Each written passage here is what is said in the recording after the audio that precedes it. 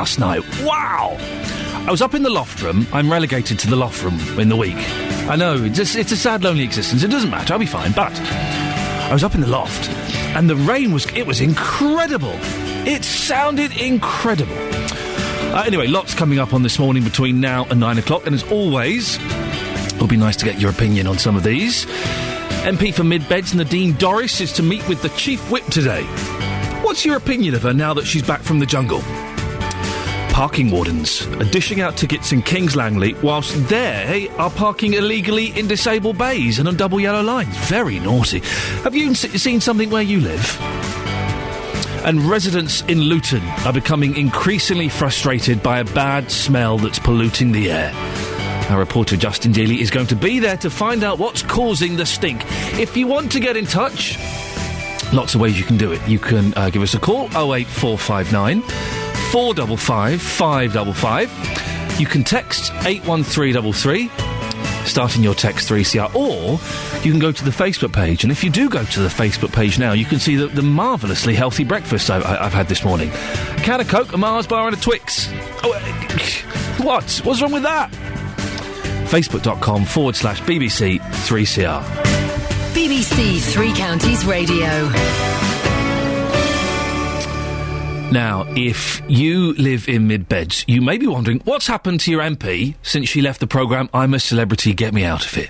Well, Nadine Dorries has surprised everyone, I think, by arriving back home from the jungle yesterday. Twitter was a flurry. Oh, she's back. Oh, she's back. Twitter was very excited. As were lots of people here at BBC Three Counties Radio, running around like headless chickens. She's been summoned to a meeting with the government chief whip, Sir George Young, this morning, and she was temporarily suspended by her party for taking part in the reality TV show without permission. She's denying that her behaviour was undignified, insisting that she's helped publicise politics more than if she'd stayed at Westminster. Well, BBC Three Counties reporter Tony Fisher caught up with her at her home in Westerning and asked her why she was back from the jungle so soon. I was never intended to be away till the end of the programme. In this programme, people don't vote you out, they vote you in. And MPs don't have a fan base. Corrie stars, EastEnders, world heavyweight boxing champions do have a fan base. So when I took the decision whether or not to do it, I was on pretty safe ground, knowing that my maximum stint would be 12 days. And actually, I accepted it on a number of criteria. One was that I would only be in there for 12 days maximum. The other was that it had 12 million viewers. I thought that was a fantastic opportunity to engage with a lot of viewers. So you knew you weren't going to be in there for 12 days? I knew I'd be the first voted out, absolutely. So, well, actually, it's you not... You couldn't guarantee that, could you? No, it wasn't that I was voted out. It's that I wouldn't be voted in. So when you look at the voting system, no one is voted out. People are voted in. And I knew not that MPs don't have a fan base. And so I knew that if you don't have a fan base... Take Ashley Roberts, for instance. Ashley has a fan club in the UK of over 200,000 members. Obviously, that's Ashley's fan base. They're going to vote for Ashley. MPs don't have a fan club. But that was one of your stipulations, that you'd only be in there for 12 days. No, it wasn't a stipulation. It was a calculated risk. Talking to the producers, we all agreed that it was very likely. Now, you're obviously aware of the flack that you've had over here in this country. Yeah. A lot of constituents, your local Tory party in Shefford, very angry with you for going away. There was a row about the laying of the wreath and all of that. So what do you say to your constituents but people like Budge Wells? Well, I've just been talking to Budge on the phone just now, actually. There's absolutely no problem between Budge and I. I think, unfortunately, my constituents are being hyped up by the press, who have run stories that I've disappeared and I'm going away for a month. And I've actually missed 3 parliamentary sitting days. I actually worked throughout the entire summer recess and only had 4 days away. In 7.5 years, I have never taken a day away during parliamentary time. None of that has been put to my constituents. I work very hard as a constituency MP. But unfortunately, as you well know, I think the national media, who just love to whip up a story, have done so. And I think a number of my constituents have believed what they've read in the newspapers, unfortunately. In the time that you've had off, you've not been able to represent your constituents. That's fair comment, isn't it? Or no, it's not a fair comment at all. Most of the time I was off was half-term holiday for Parliament. When I'm working throughout the summer when all the other MPs are abroad, taking their 6 weeks abroad, are they criticised by their local media for not representing their constituents? Are you telling me that I'm not allowed to have any time off at all? Because I worked throughout the summer in my constituency and I've had those 3 days. So are you telling me I'm not allowed ever to go away? I took the half-term holiday of 10 days and added 3 days onto it to go away. Have you spoken to the Tory party here in this? Yes, I have. I've had a conversation with the Chief Whip this morning. Actually, most of this hysteria has been whipped up by the Tory party. And it's been whipped up because they thought I was going to go... I think when they realised that I was going to speak to an audience of 12 million people, there was a kind of panic took over, because I think they thought I was going to go and talk about David Cameron and George Osborne. I never was. That's not the reason why I did it. So, reporter Tony Fisher speaking to Nadine Dorries yesterday. She's going to be on Jonathan Vernon-Smith's show this morning, if Twitter is to believe, from 11 o'clock, I think. He's kind of moving his show a little bit. He's going to be doing the Consumer Hour at 10. And then speaking to Nadine Dorries. Fingers crossed if she answers at 11 o'clock. On this show, after 7, we'll be speaking to Andy McSmith. He's the senior reporter at The Independent and also PR man Max Clifford. I want to hear what you think this morning. What's your opinion of Nadine Dorries now she's back from the jungle? She puts up quite a strong case, doesn't she? She only really missed 3 days. It was half term. Never taken a day off in 7 years. 08459 455 555. And also, I'm keen to talk about these naughty traffic wardens. Parking in disabled bays and on double yellow lines. If you've seen them do that, could you give us a call and to sort of let us know where? We're on the hunt for you traffic wardens. Do you remember Michael Jackson? Do you ever? He was good, wasn't he? Did those songs, did all the songs and the dance and the stuff. Did that dance like he was out in space. What was it? The moonwalk, wasn't it? Yeah, it's good, all that. I like that. Very sad. Very sad ending. Right. Morning, this is Iain Lee, BBC Three Counties Radio.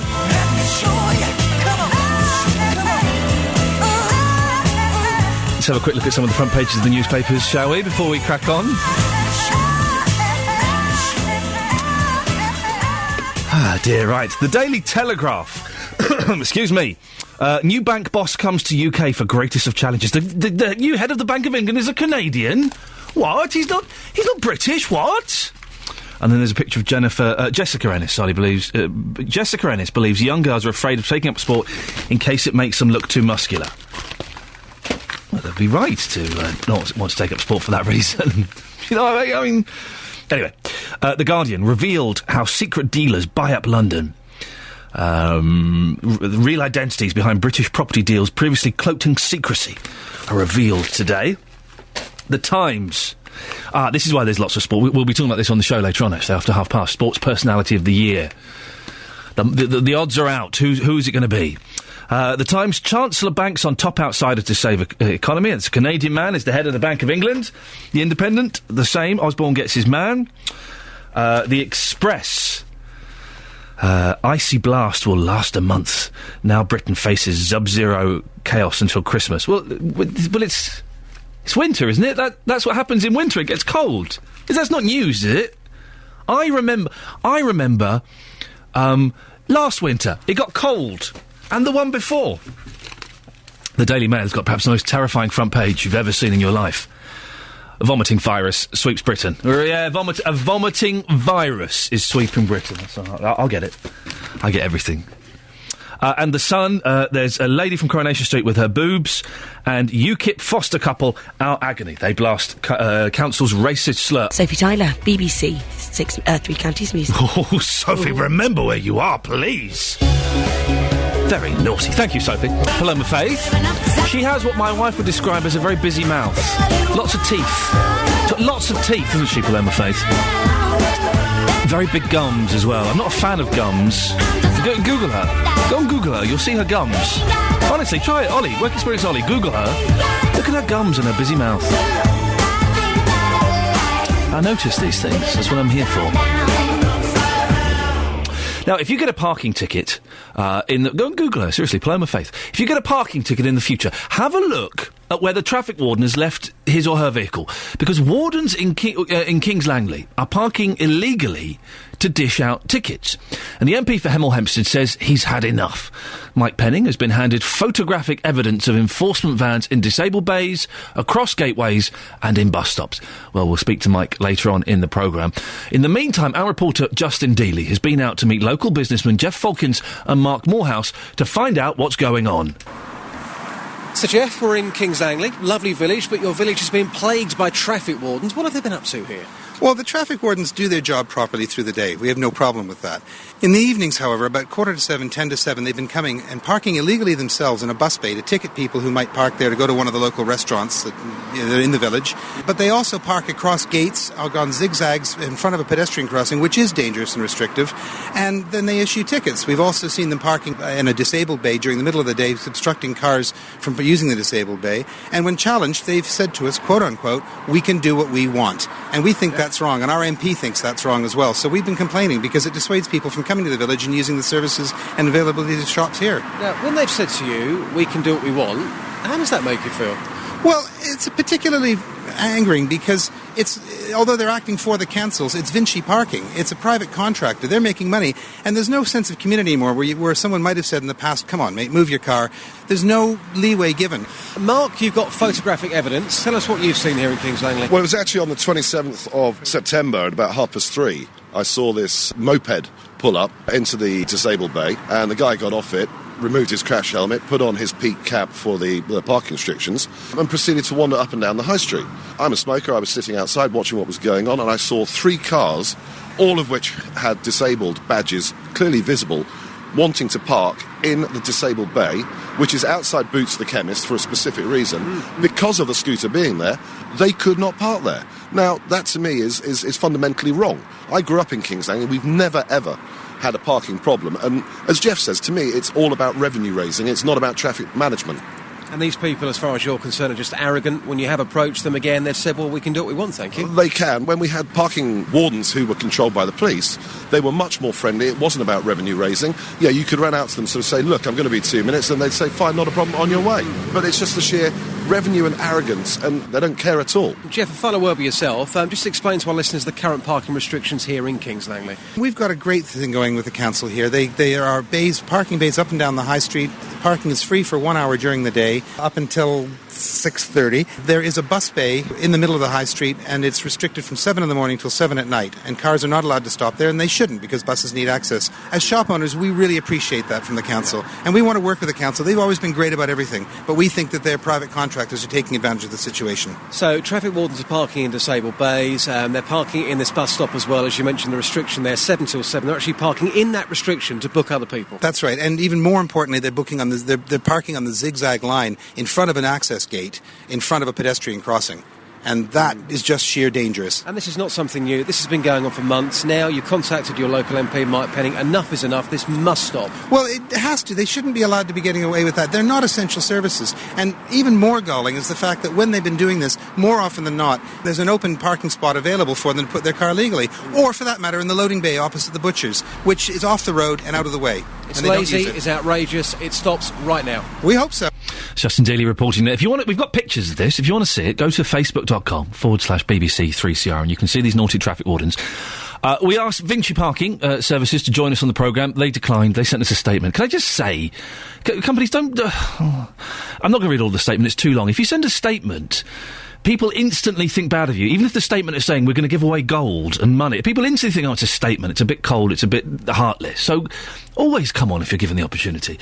We work very closely with the client at the council to ensure our traffic wardens comply with correct parking legislation. We'll be in contact with MP Mike Penning to discuss his issues further and allow him to ask any questions he may have. We also asked Dacorum Borough Council to join us on the service. They didn't return our calls. It raises a couple of things here. Have you seen traffic wardens parking illegally where you live? 08459 455 555. It does happen. I've seen it happen. It does happen. It's very naughty. What would be great, and I would of course would never encourage this, but if someone did it spontaneously, go and put a parking ticket on a traffic warden's car. That would learn them, wouldn't it? But then there was another thing in that report there where one of the chaps said, oh, normally, in the past, if I popped into a shop and there's a traffic warden, I could come out and they'll give me a couple of minutes. I do kind of think, if you've parked where you shouldn't park, you should get a ticket. I've got tickets parking where I shouldn't park, and you're frustrated and you think, oh, nuts. But you shouldn't have parked there. But, naughty traffic wardens, 08459 455 555. Can you give us a call, please, and tell us where are the worst places for these naughty traffic wardens? On FM, AM and online. BBC Three Counties Radio.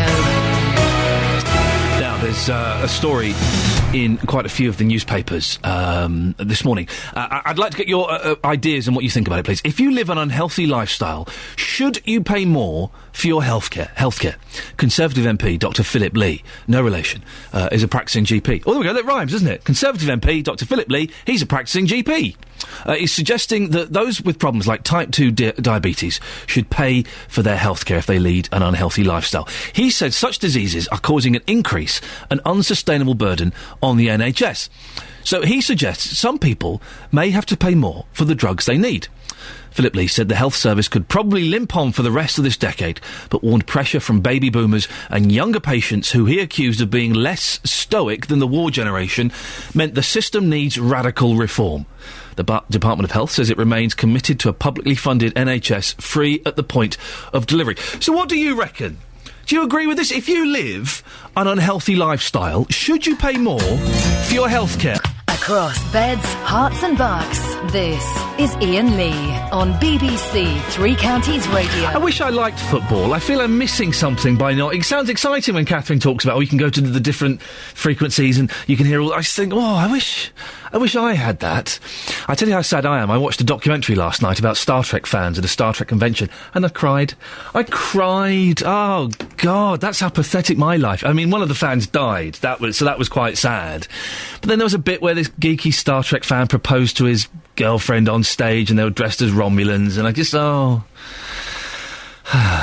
Coming up in the next half hour of the show, we reveal the names of the sportsmen and women up for the Sports Personality of the Year award. And the selection, there's a good choice, but it's a little bit disappointing for us here in the Three Counties. And I don't know if you've noticed, there is a bad pong in Luton. The Environment Agency believes the odour is coming from the Vauxhall IBC plant. Have you smelt it? I do like a good bad smell story. I do. Well, our reporter Justin Dealey is on his way there to find out what's causing such a stink. Across beds, hearts and bucks, this is Iain Lee on BBC Three Counties Radio.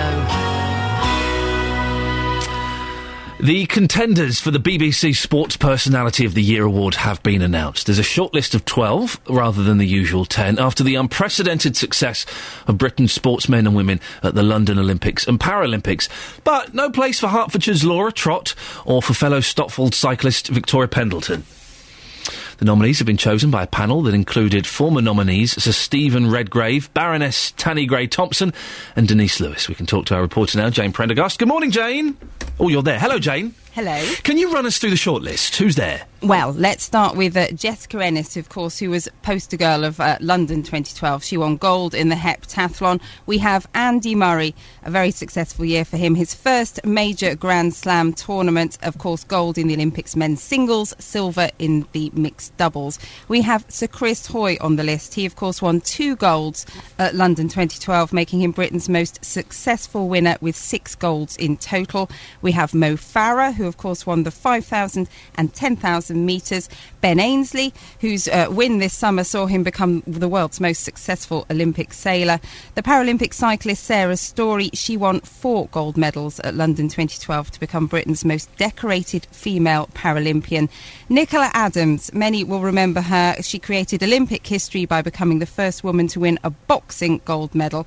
We have the Paralympic swimmer Ellie Simmons, who won 2 golds. Wheelchair racer David Weir, he won 4 gold medals this summer. the rower Kath Granger, who finally won a gold in 2012 after 3 Olympics of getting a silver. Bradley Wiggins, of course, created history The this year. sideburns. He's the sideburns man, isn't he? Sideburns. Yes. Winner of the Tour de France, of course, he was, and the Olympic gold time trial. And then we have the one person in the list who's not an Olympian or a Paralympian, and that is the Northern Ireland golfer Rory McIlroy, who had an amazing year, topped the money list in Europe and the United States, and won his second major. And of course, he was a key member of the European Ryder Cup team as well. See, each one of those you mentioned, I was thinking, oh yeah, it'll be them. And then till you went to the next person, oh no, it'll probably be her. Oh no, hang on, it'll be him. It must have been impossible to draw up this list this year. It's going to be impossible to choose a winner, definitely. Well, they did say it is going to be very, very hard to pick a winner. But the nominations, Barbara Slater, who was the chair of the panel who made the nomination selection, said, at times they wished they'd increased it to 12. They wished it was 15 or 20, but I think that's probably a programme that would go on all night and that we wouldn't really be able to cope with on BBC One. So. Why? Now listen, Jane, for goodness sakes, why isn't Hertfordshire's Laura Trott included on this shortlist?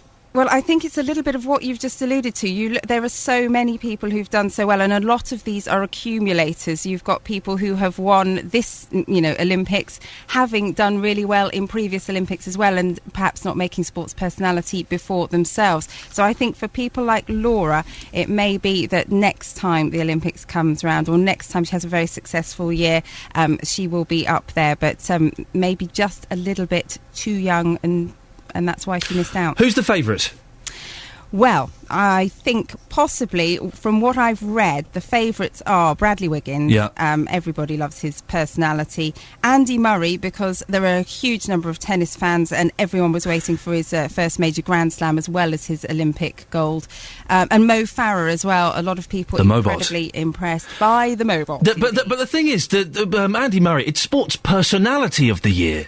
Murray can't win that. I mean, he can win best tennis player of the year, but I would say that Wiggins and the Mobot, they're the ones with the biggest personalities that seem to shine through, aren't they? Well, I heard Gary Lineker talking about this yesterday, and he said it's always been called sports personality of the year, but it is as well about sporting achievement. But they're not going to change the name of the programme. He said just as match of the day used to be about one match, it's now about lots of matches, but they don't change the name. So yes, it is about personality, but it also, Ian, is about sporting achievement. Jane, thank you very much for putting me straight right at the end there. Jane Prendergast. Who's your money on? Who do you think's going to win? It's going to be Wiggins, isn't it? The first mod to win the Tour de France since Ronnie Lane in 1967. It's going to be Wiggins, I would have thought. The Mobot... we're all a little bit bored of the Mobot. The physical catchphrases, they wear a bit... They get a bit tiring, don't they? After a while. And the Andy Murray, sports personality of the year... I'm not convinced. Do they have... I should have asked Jane while we had her on. Maybe you can tell me, dear listener. Do they have a different category? Is there a men's sports personality and a women's sports personality? Could you give me a call? 08459 455 555. Is there a men's sports personality and a women's? Or is it just the one? 08459 455 555. Who needs Google and Wikipedia when I have an audience of hundreds of thousands, nay millions, who are prepared to pick up the phone and answer a question when I throw it out to you? Is there a men and women sports personality of the year, or is it just one? And who do you think is going to win it? I'm bored of the Mobot, and I particularly got bored of the Mobot. Not Mo Farah, he's a good lad, and I wish him every success. But the physical catchphrase he does, yeah, that's it, the Mobot. He does like a big McDonald's M on his head, and it was quite endearing. And then he started doing it too much, and then I found out it was invented by who's the chubby lad who does that sports quiz on Sky? James Corden. Thank you, Work Experience Harley. James Corden. He invented it, and as soon as I found that out, I was like... Oh, it's not the spontaneous gesture we all thought. It was written for him by Corden, a man who, for whatever reason, I have very little time for. I don't know why. Sometimes you see people and you think, oh, I don't like them. Apparently, a lot of people see me and have the similar thought. It's something you live with. And Corden, I think, And now I know he's the man behind the Mobot. Who do you think is going to win Sports Personality of the Year? It's funny, isn't it? Because I'm not interested in sports really that much. But it's always a good argument to have, isn't it? It's always a good argument. And can someone just call up and answer the simple question? Is it just one sports personality, or is there a men's and a women's? 08459 455 555 is the telephone number if you want to give us a call on that. Also talking about Smelly Luton. I'm not being rude. not being rude, the government are looking into it, and naughty traffic wardens parking where they shouldn't. Morning, this is Iain Lee, BBC Three Counties Radio. As always, you can get in touch any time during the show about anything we're talking about. 08459 455 555. Now, here's a story. Residents in Luton are becoming increasingly frustrated by a bad smell that's polluting the air. Don't be rude. I know what some of you are thinking. Don't. The Environment Agency have received more than 30 complaints since July. And now the Environment Agency believe the odour is coming from the Vauxhall IBC plant. Well, this morning our reporter Justin is with Peter Juncker. He's a resident in Laliford Road, Luton. Morning, Justin. Ian, before you start, no, the smell is not me. I was going to say, because you come in and you're all pumped up and you know, you're probably getting rid of that smell by your wonderful aftershave odour. Well, it's not quite wonderful. It's quite cheap, actually, my aftershave this morning. As I smell here in Laliford Road in Luton, I can't really smell anything. Take a deeper breath. Come on, deeper breath.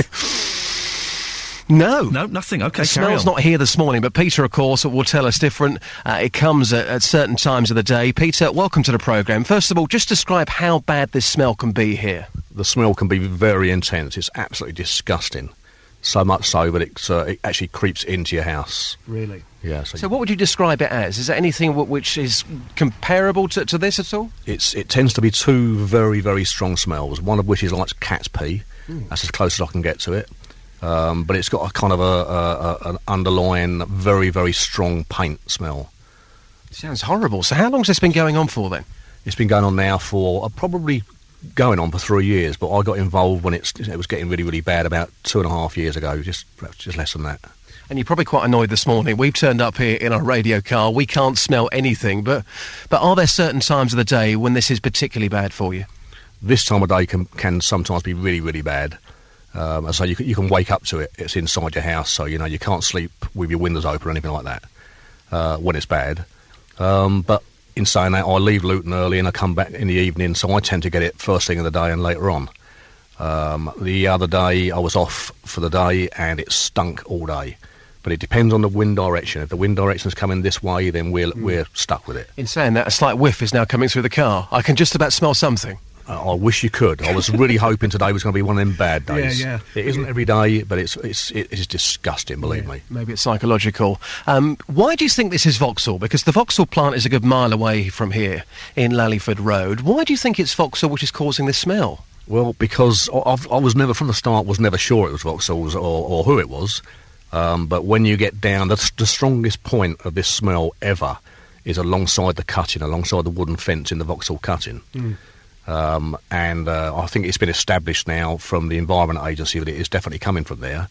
I think this is why it's dragged on for so long, because no one could pinpoint it, and nobody would admit to anything. So I think now it is being directed from that area, and this is not a personal vendetta. I just want to be able to live in an area that doesn't absolutely stink. We've got a statement to come from Vauxhall in just a second, but just lastly, just how embarrassing is this? Obviously, Christmas coming up, you've got friends and family.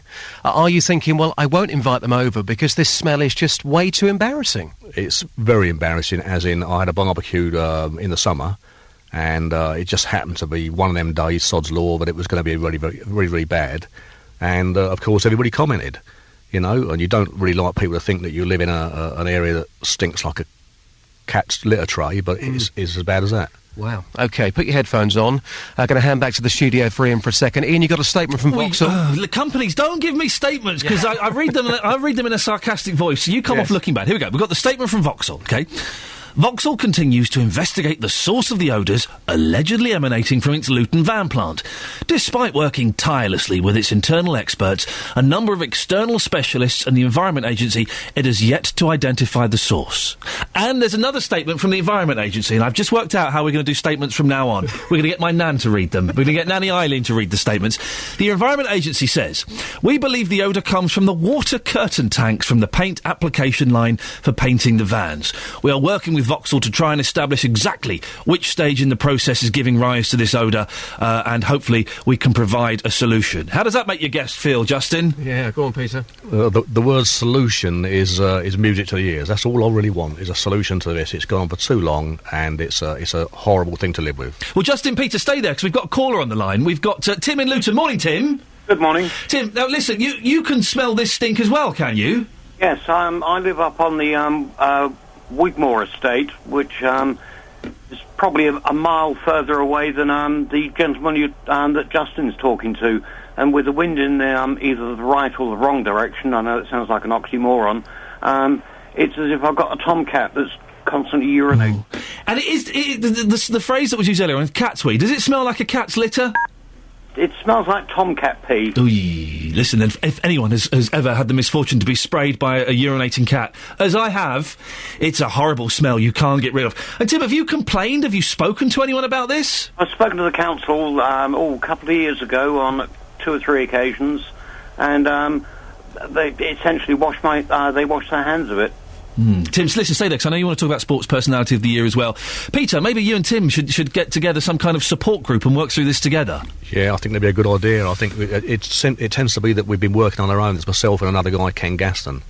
And it seems that we've been kind of given the idea that it's just us. Yeah. Oh, really? It's nice to hear that other people, well, not nice because they're struggling with it as well, but you know, that other people are involved and other people know about it, and it's a nuisance to everyone. Listen, Peter and Tim and everyone who can smell this, you should go on our Facebook page, facebook.com/BBC3CR. Make yourselves known. There is power in numbers, Peter.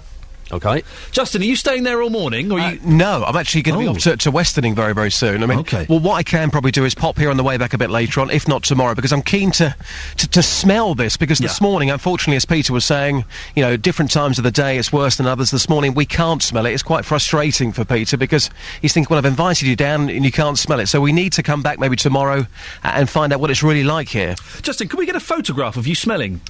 Of course you can. Excellent, I look forward to it. Then we'll put that on the Facebook page as well. Let's go back to Tim. Tim, you called in as well about the Sports Personality of the Year. Yes, I did. Is there this is going to be such a silly question.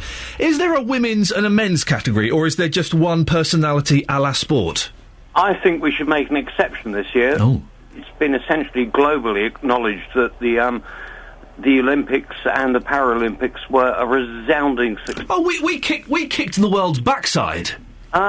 We did kick ass, that's for sure. I was trying to avoid using that phrase for obvious reasons, Tim, but we've said it now. It's out in the open. Let's move on. I wrote to Auntie some while ago and was not afforded the dignity of a response. Do you mean the BBC? I do. Well done you for you still using that affectionate term in these troubled times. It's appreciated. Yes.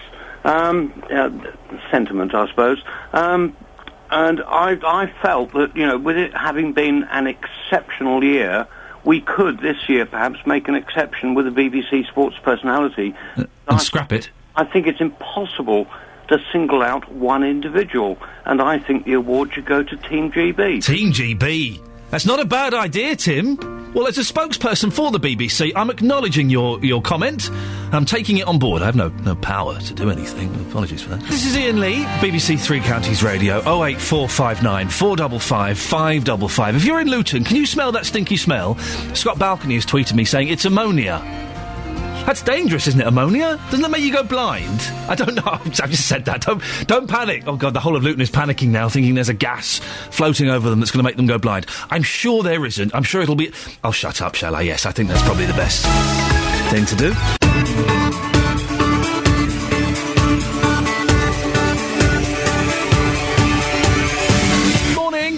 Well, she's out of the jungle, she's back home, and today Mid-Beds MP Nadine Dorries will meet with the Chief Whip. What's your opinion of her now that she's back to work? We played an interview earlier on that she did with our reporter Tony Fisher. She, you know, put up a good case for her defence, didn't she? Parking wardens in Kings Langley are parking illegally whilst they give you a ticket. Have you seen something where you live? And an early audition tape by the Beatles, which was rejected by the record label Decca in 1962, goes up for auction later today. A talent scout didn't want to sign them. He signed another band that were auditioning that day. That band was Brian Poole and the Tremolos. Brian's from Milton Keynes, and I'm very excited. He's going to be joining me in the next hour. The Brian Poole, I know. Justin Dealey was on the phone to him yesterday sorting it out, and I was like a little fanboy going, I can't believe it. 08459 455 555 is the telephone number if you want to give us a call on that and any of the other things that we're talking about this morning. BBC Three Counties Radio. 08459 455 555 is the telephone number. If you want to give us a call, I'm looking that I'm about to play some audio in this next report, but the audio is not there. We'll get that as soon as we can.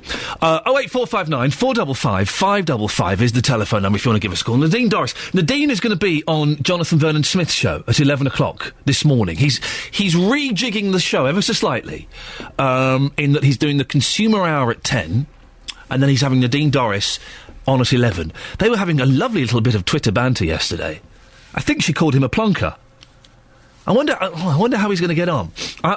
There was talk of her coming on this show. I'm quite glad that we haven't got her, because I would find her a little bit intimidating. I'm more than happy to be sat at home listening to JVS talking to her today. That will make me more comfortable, I think, as a broadcaster, to be listening to it. So she'll be on at about 11 o'clock-ish, if she answers.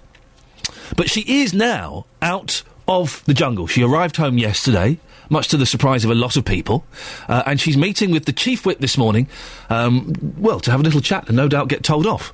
She says that following her appearance on I'm a Celebrity, she is now the best-known MP in Britain. She insists she'll stay as a Tory MP and will fight the next election in mid-beds. A word was being typed on my screen. It was either going to be done or don't. It was done. That's why I hesitated for a second. Our reporter, Tony Fisher, caught up with her at home. He asked her, in the time that she had off, had she really been able to represent her constituents? Most of the time I was off was half-term holiday for Parliament.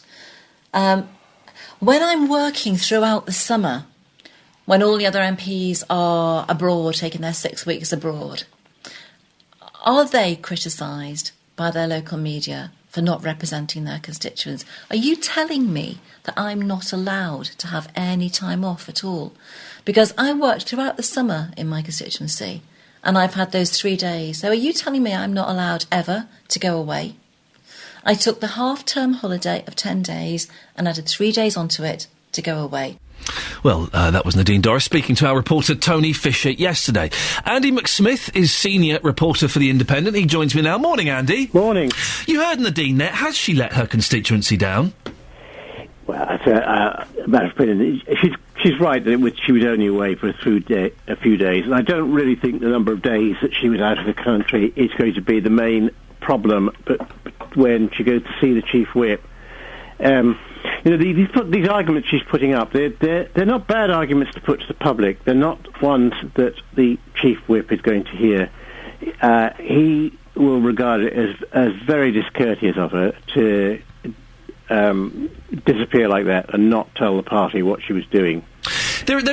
Some of this does have me scratching my head a little bit, because it seems unclear as to whether she told the Chief Whip at the time, Andrew Mitchell, that she was going and that he gave her permission. Is she being a little bit economical with the truth, do you think? My impression is that she told them that she was going to take time off around that time. I'm quite sure she never gave them any clue that she wasn't going to go to the jungle and appear on I'm a Celebrity, because they were obviously taken by surprise when they found out that she was there. First they knew about it was when they read about it in the paper. What do you think is going to happen today, Andy, when she meets the Tory Chief Whip, Sir George Young? I think it's going to be a very difficult position, because you've got to remember she has actually been removed from the Parliamentary Conservative Party. She's had the whip taken away from her. And really what the whips wanted to do is to go in there, eat humble pie, say, I'm sorry, I won't do it again, and then they can give the whip back to her. But she's clearly not in that kind of mood. She's obviously not inclined to apologise. And when she goes in there all defiant and repeats the sort of things she's just said on that interview you broadcast a minute ago, it puts Sir George Young in a rather difficult position. On what grounds does he give her the whip back if that's her attitude? So I think this conversation could be heading towards a disaster.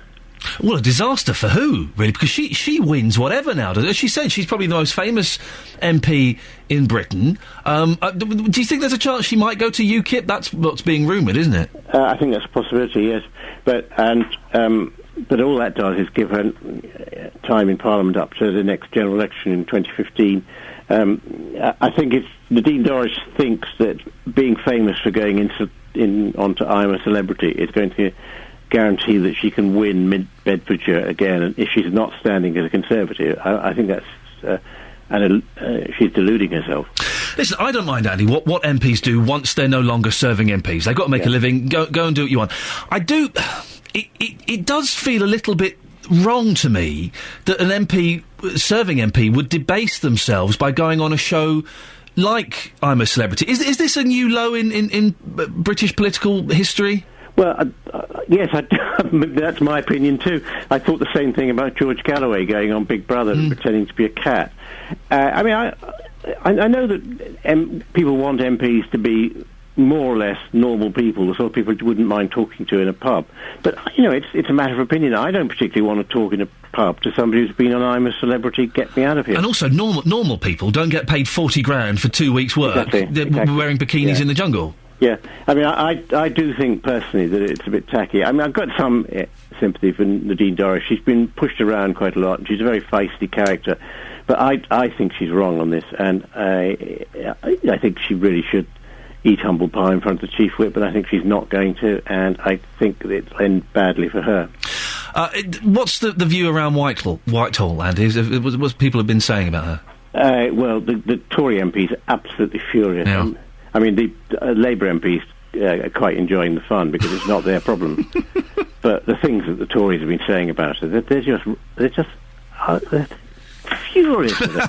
And this excuse, when she keeps attacking other MPs, saying, "Oh, you went off on some trip here, there, or everywhere." The point is that these other trips that she's talking about, they are at least supposed to be working journeys, and in some cases, people do go abroad to work quite hard and find out what's happening abroad, and they don't like Nadine telling them that their visit to Hong Kong or wherever is the same as her appearance on I'm a Celebrity. And she keeps saying that she's I've made politics popular, or words along that effect. You haven't. You haven't made politics well. I don't know any more of her policies because she's been on there. Yeah. She's just made herself.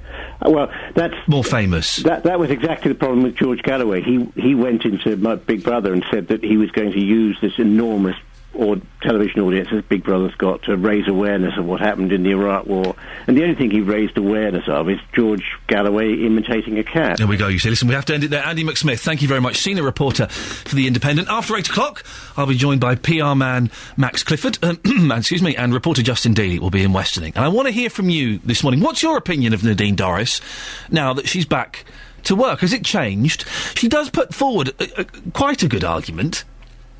But part of me just thinks, if you're a serving MP, you should have a little bit more respect for yourself, really. Well, listen, once you've been voted out, like Lembit Opik was, and, go and do what you want. Of course you have to go and make a living. Go on these reality shows. Go and, sell yourself around like that. But when you're serving, really? I don't know.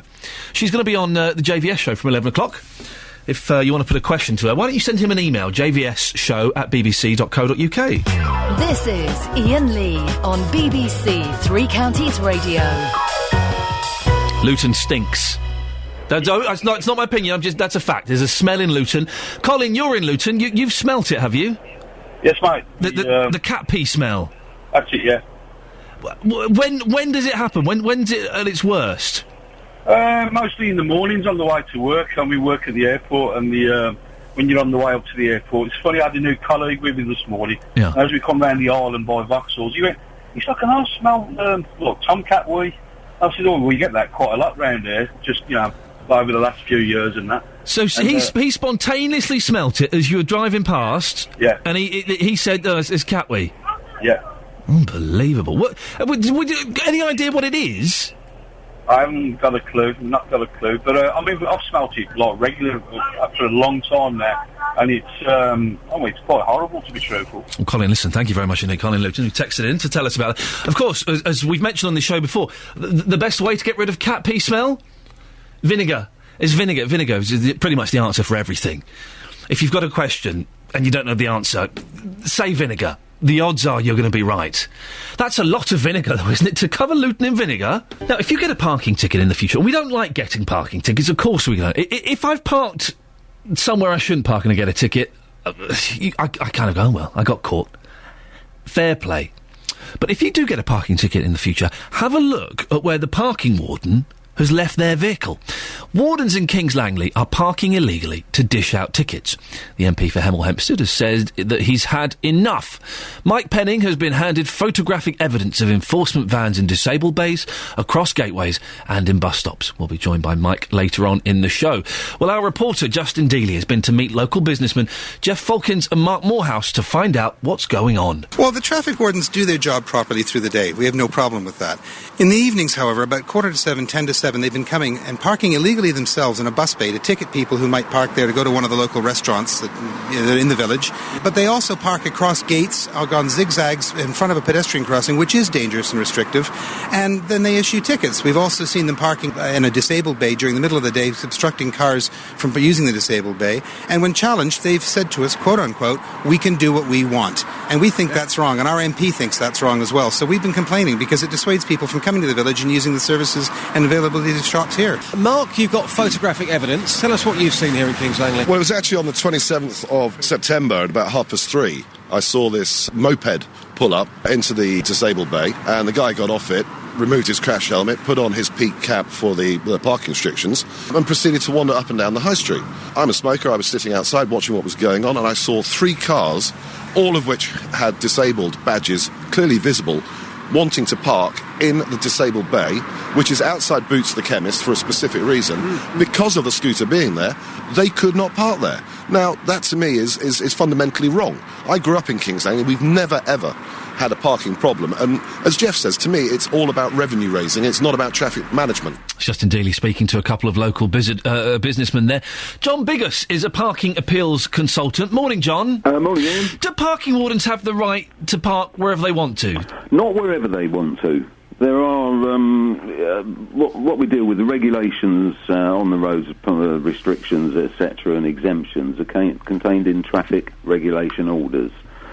Now, I've done a bit of research for this particular area. Yeah. I can't find the order that's specific to the high street there, but generally these TROs have the same information as regards to what you can do, what you can't do. Now, let's talk about yellow lines first. Yeah. Restrictions do not apply to vehicles when used in the service of a local authority in pursuance of statutory powers or duties. What does that mean in English? Well, pursuing statutory powers, they have the power to issue parking tickets. Therefore, this vehicle, you may argue, is being used in pursuance of those powers. Yeah. As long as in all the circumstances it is reasonably necessary in the exercise of such powers to stop there. Now, so hang on, so what does that mean? They can park on single yellow lines, double yellow lines? Yes, that's the waiting restriction, OK. Now, is this vehicle being used in the pursuance of statutory powers? No, this is owned by Vincy Park. Yeah. And it's used for moving their civil enforcement officers round.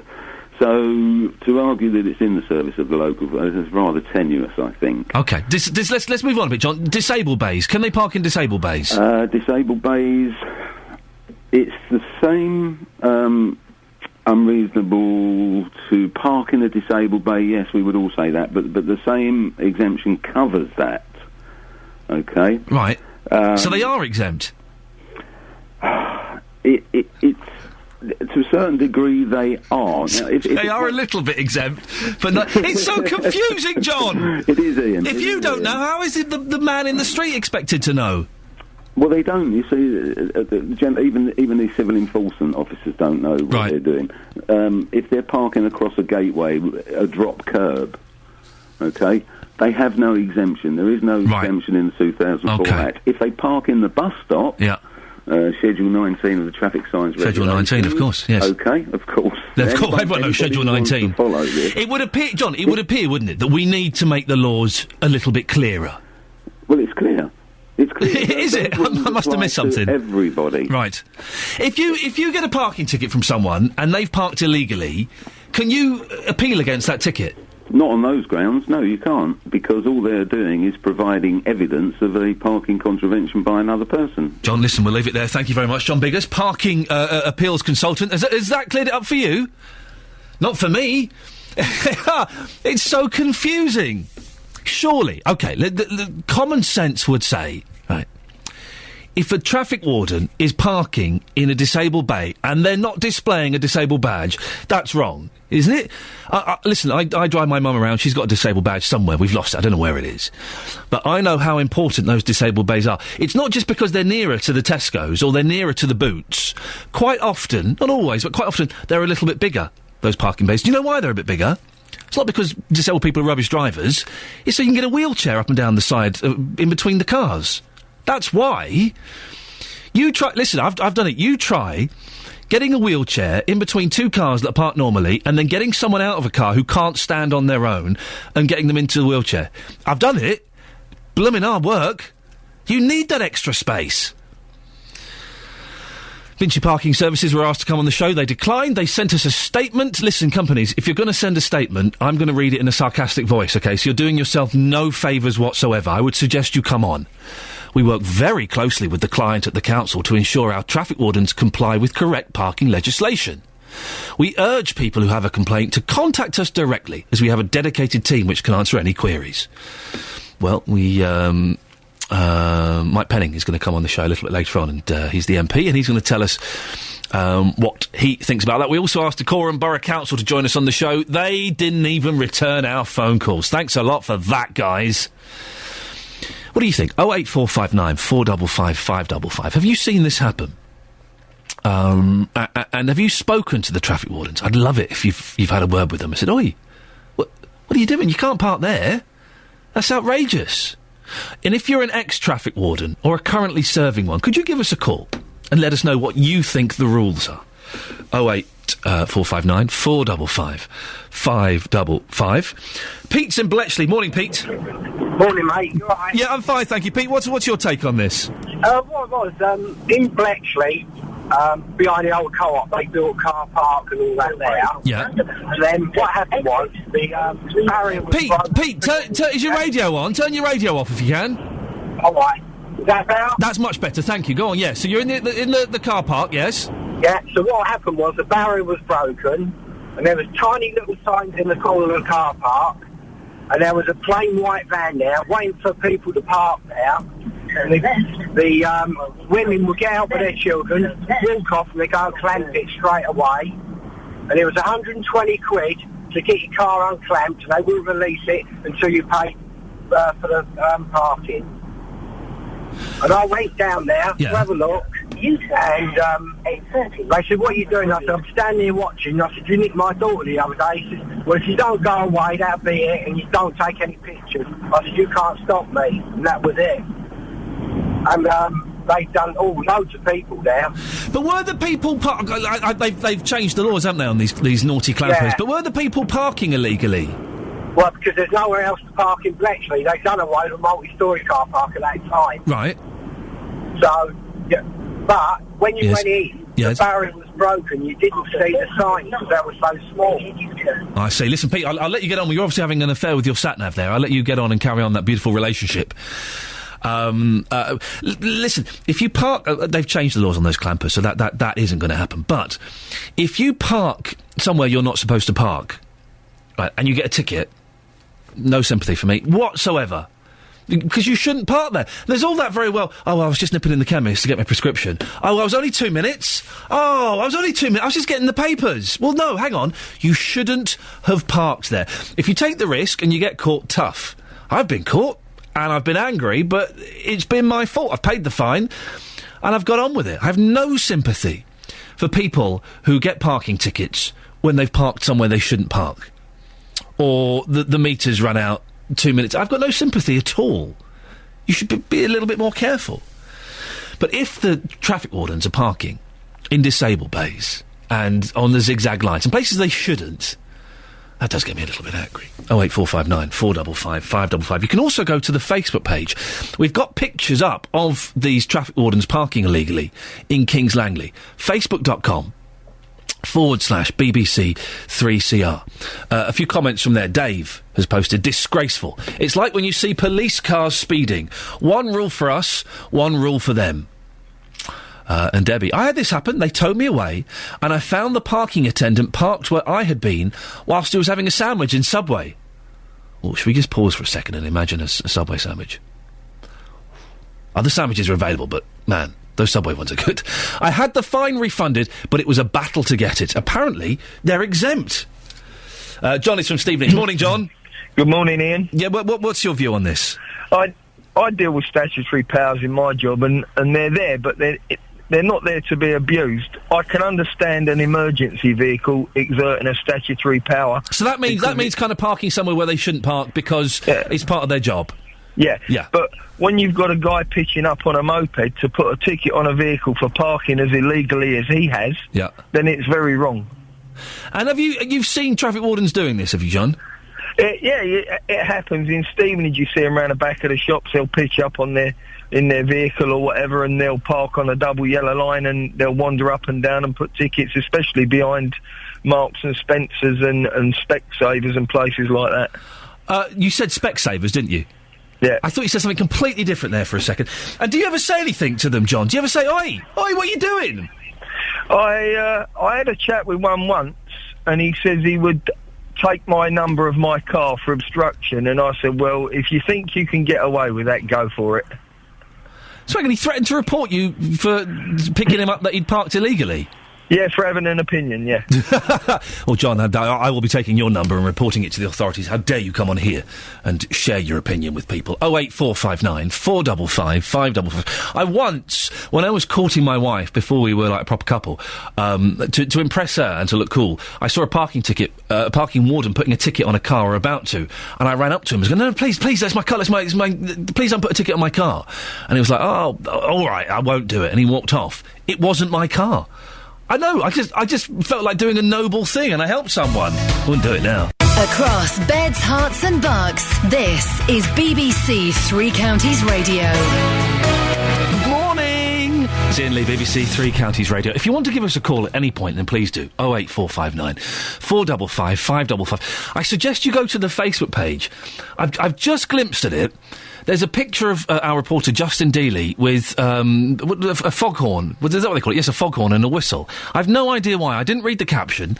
Facebook.com/BBC3CR. Well, hopefully we'll find out what that's about later on, unless he's having some sort of breakdown, which is distinctly possible. Coming up in the next half an hour, find out why a Hertfordshire company was featured on last night's Panorama programme, and an early audition tape by the Beatles goes up for auction later today. I think it's expected to get about £30,000. Well, a talent scout decided against signing the Beatles in favour of another band that were auditioning that day. That band was Brian Poole and the Tremolos. Brian's from Milton Keynes, and he's coming on the show later on. I'm very, very excited. Now, did you see Panorama last night? I didn't, if I'm completely honest, as I had a very, very early night. The team investigated tax evasion using fictional companies and fictional directors. They focused on one in particular, a company in Hertfordshire called Ready Made Companies Worldwide. In response to the programme, the business secretary, Vince Cable, says officials will examine the problem. Well, our reporter Victoria Cook is here to tell us more about it. Victoria, what happened? So the team, using secret filming, identified a number of what are known as corporate service providers. These are firms that specialise in setting up companies both here in the UK and abroad. The programme filmed some of these firms offering services that would break the law. One of them operating out of Mauritius. They got to go and film over there, which is rather nice. It's a tough job, isn't it? They were filmed saying that the odds of getting caught by the tax authorities were comparable to winning the lottery. Panorama also approached other firms with an undercover reporter posing as the representative of corrupt Indian government figures who wanted to invest in the UK. One such firm is in Bushy Heath in Hertfordshire. Russell Lieb, who's the managing director of this company, as we mentioned, Ready Made Companies Worldwide, told their undercover reporter that if approached by the Indian authorities about tax evasion, they, quote, wouldn't give a monkeys, which you heard on the programme last night. Despite being told that the fictional clients were earning commissions on government contracts that they wanted to move offshore, Mr. Lieb said he would be content not to know their identities, and he even agreed that the undercover reporter could be the front of these companies and pretend to be the owner. He said there'd be no emails and nothing in writing signalling who the true owner of the money was. Well, Ready Made Companies Worldwide said they would not provide company formation services if they knew or suspected they would be used to launder the proceeds of crime or defraud tax authorities. As a precautionary measure, they said they have asked a law firm to review their procedures and look at staff training. OK. Is this company unusual in its activities? Well, no. though the programme found this wasn't an isolated case. There were other companies offering to help hide the identities of the owners of fictional companies that they wanted to set up. As you might imagine, this is against the law. This is what the leading money laundering expert Tristram Hicks, a former detective superintendent with the Met Police, had to say about it all. If this proceeded and the company was set up and it was set up in the way in which it's is being discussed, then plainly some very serious criminal offences would be committed. As part of the undercover investigation, a reporter posed as a millionaire tax evader with £6 million stashed in a Swiss bank account. He was advised to move his money into a complex structure involving an anonymous foundation in the tax haven of Belize, which he would control in secret. James Turner of Turner Little in York assured Panorama's undercover reporter that his company already had 10,000 of these structures up and running. Secrecy was guaranteed. He said the taxman had investigated clients with similar structures but hadn't got to the money. Secrecy, of course, is at the heart of the tax dodging schemes they uncovered, which is where something called nominee directors come in. What's a nominee director?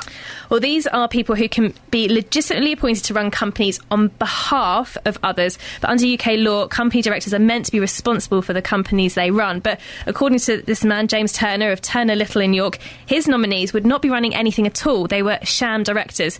He told the undercover reporter that they wouldn't even know which companies they're being appointed to. They would just be getting paid. Well, Panorama took what was being proposed by Mr Turner and showed it to Jonathan Fisher, one of the UK's leading barristers. This is what he said. Shocked by and concerned by is the apparent ease with which you discovered these people. Well, it tells you that maybe it's the tip of the iceberg and that our regulation regime is not catching enough people. I think we may have mixed our clips up there. That was the first clip we should play. That was Tristram Hicks, and the other clip was Jonathan Fisher speaking earlier on. Sorry for that. Apologies. For his part, James Turner denies any allegations of criminal misconduct. The company says it takes statutory and regulatory obligations seriously. Well, if this is such a widespread problem, what's going to be done about it? Well, Her Majesty's Revenue and Customs, which regulates the UK's 2,500 corporate service providers, says most in the industry have nothing to do with this, with nothing to do with criminal activity. However, what appears to be a more significant response, as we've mentioned, is from Mr Cable, when he said he will be carefully considering Panorama's evidence and will be reviewing the trade-in and the abuse of nominee directors. Victoria, thank you very much for that. What you need to do today is think of a project where you and I can go and investigate in Mauritius. Yes, I think that is what we need to do next. Yeah, that's the plan. The report, the live show from Mauritius. Thank you very much, Victoria. You can, if you missed last night's Panorama, you can catch it up catch up with it on the BBC iPlayer, of course. The BBC in beds, hearts and bucks. This is BBC Three Counties Radio. 08459 455 555 is the telephone number if you want to give us a call. Naughty traffic wardens. We've heard about them in Kings Langley. There are pictures on the Facebook page of them parking where they shouldn't park. Have you spotted it? Have you spotted them being a little bit naughty and parking where they shouldn't and just going, it does annoy me when you see people, and I know it's a small thing, but it does annoy me when you see people parking in disabled bays when they're not meant to be parking there. They haven't got the disabled badge. It doesn't matter if they get out and they can walk fine, because who knows what's going on inside that body. But if they haven't got a disabled badge, people shouldn't be parking there. And traffic wardens certainly shouldn't. Have you spotted it? 08459 455 555. Andrea's in Hitchin. Good morning, Andrea. What gets you angry about this? Oh, Ian, I'll tell you what gets me angry. Yeah. I remember a few years ago, my son's now nearly 14. He was a baby. I'd only just. Well, hang on a minute. If he was a baby, it was more than a couple of years ago. It just feels like a couple of years ago. I know, doesn't it go quickly? Blimey, go on. I was parked up in Tesco's in Flitwick. Yeah. And at the time, there was only 2 mother and child parking bays. Yeah. There was about 10 disabled bays. But on this particular occasion, I pulled into Tesco's to do I was only doing a week shop, and there was a businessman parked in one of the mother and child parking bays. And it was quite clear, in a suit, no baby, got out of his car just as I was pulling up. Yeah. And I sort of went down the window, do you mind moving? Yeah. He said, I'm only going to be a minute. So I said, OK, that's fine. And off he tooled. So I parked parallel behind him. Oh, and Andrea. blocked him in. Naughty. No, not so much. I was only going in for a week shop, and I actually did a month's worth of shopping. Yeah. And every time I came up and down the aisle, there he was sitting there looking at his watch, made it quite clear to him that he really shouldn't have parked there, and hopefully he's learnt a lesson. Incidentally, a couple of weeks later, exactly the same scenario. Apart from it was someone with a disabled badge parked in there. Right. And their excuse was there is no disabled bays left. And I explained to them that there was only 2 mother and child parking bays, and they would have to do what I had to do, was either wait or go and find somewhere else. And that wasn't a mother and child parking bay. Hang on, Andrea, listen now. My full sympathies, and inwardly, even though I'm supposed to be impartial, I'm applauding you for blocking in the pompous businessman who used the mother and bay. But you told a disabled person where to go? Well, I didn't tell them where to go. I just said to them that they needed to wait for a parking bay to become available, because had one of them become available and I'd parked in it with a child, then uproar would have been. So, as far as I saw it, was what is good for the goose is good for the gander. I would never have the guts to have a go at someone for parking in a parent and child bay. Let's not call it a mother and child bay, a parent and child bay, because I've seen big fellas park their 4x4s in there, and it could get a little bit nasty, couldn't it? Well, the thing is, what I objected to more was the fact that Tesco's had a badge facility where you used to get a badge, a little orange badge it was, that you used to display in your window, so that if one of their parking attendants that never went round ever saw it, they would say, oh, there was someone parked in there. They would get a registration, they'd call it over the tannoy and ask them to move it. Right. But it never ever happened. And the times I went in and said, there's someone parked in there that hasn't got... Oh, they don't care. They don't care. I've mentioned it in store before. I once had a huge row. I remember I took my mum, she's in a wheelchair, and I took her to Earl's Court to see Neil Diamond in concert, right? Yeah. Who I'm also a big fan of. Is an excuse for me to go, really. Yep. And we had the blue badge, and we found the last parking space in the car park, the last parking space was a disabled parking space. And this flash so-and-so pulled in his Jag. I went, I'm really sorry, mate. That's a disabled bay. I've got the blue badge, I've got mum, got the wheelchair. Could we have that space? And he thought about it, and he went and got in his car, and then he got out, and he obviously changed his mind. He went, I can't start the car. I said, oh, come on, no, don't do that. You obviously you can start. He said, no, the car won't start. And I thought, you little so-and-so. And I tell you what I did. I'm not proud of this. I did this years and years ago. I let one of his tyres down. I wouldn't have let one. I'd have let all four. I know. I let one of his tyres down, and I'm really... And I would... You let one down, he can just change you the spare. You let all four down, yes. It's sort of a little bit scuppered. Can I just say, that was many, many years ago. It was a different me. I would never condone such behaviour, particularly now that I work at the BBC. Well, you're just filth, you are, Andrew. You're naughty. I'm not. It just irritates me because it's just complete and utter idleness. Yeah. And you know... At the end of the day, we all run very busy lives. I've got 3 children, so I've got, as busy a life as anybody else has. Yeah. However, I still am, practical when I'm parking, and I, think a little bit ahead, Andrea, you're feisty, aren't you? I am a little bit. Are you up for talking to someone who's called in to talk to you? Am I? Yeah, cool. OK, Laura, say hello to Andrea. Hello, Andrea. Good morning, Laura. Go on, Laura, what's your point? Oh, I kind of see the mother and child spaces as a bit of a luxury, to be honest. I've got 2 young kids myself who are 2.5 and 1. And, it's nice to be able to park in them, but I just cannot imagine that comes over a disabled person needing to park. When I was a child, I'm sure when you were a child, like your parents didn't have the luxury of those spaces. And my it's nice to parents have didn't have the luxury of having 2 cars either, but the difference is, Laura, with respect, is if you know Tesco's in Flitwick, as it used to stand, there used to be 2 mother and child parking bays and about 15 disabled ones. So where else was I supposed to park when I've got a child, and having just come out of hospital, having given birth to that child, shouldn't really be carrying them anyway. And it was just merely, all I did was said, could you not wait for a disabled parking bay? Because if I was to just say, oh, well, there's a space free at the front, I can park there. Yes, it is a luxury. I don't use them anymore because my children, even though my youngest one is now 4, and I'm still at liberty to do it because they're up to preschool parking spaces. I don't because my children walk.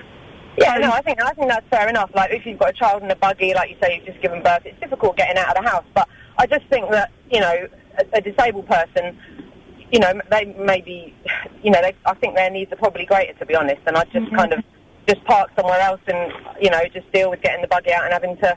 Park somewhere else, Andrea, and deal with getting the buggy out. I do now, I do. I don't go to Tesco's. There we go. Laura, thank you very much for that. Andrea, thank you very much indeed. We've got rock and roll royalty coming on the show in just a second, but Nadine Dorries says she's the best known MP in Britain, following her appearance on I'm a Celebrity. Speaking on her return to the UK, she insists she will stay as a Tory MP and will fight the next election in mid-Bedfordshire. Well, BBC Three Counties reporter Justin Dealey is in Westerling this morning.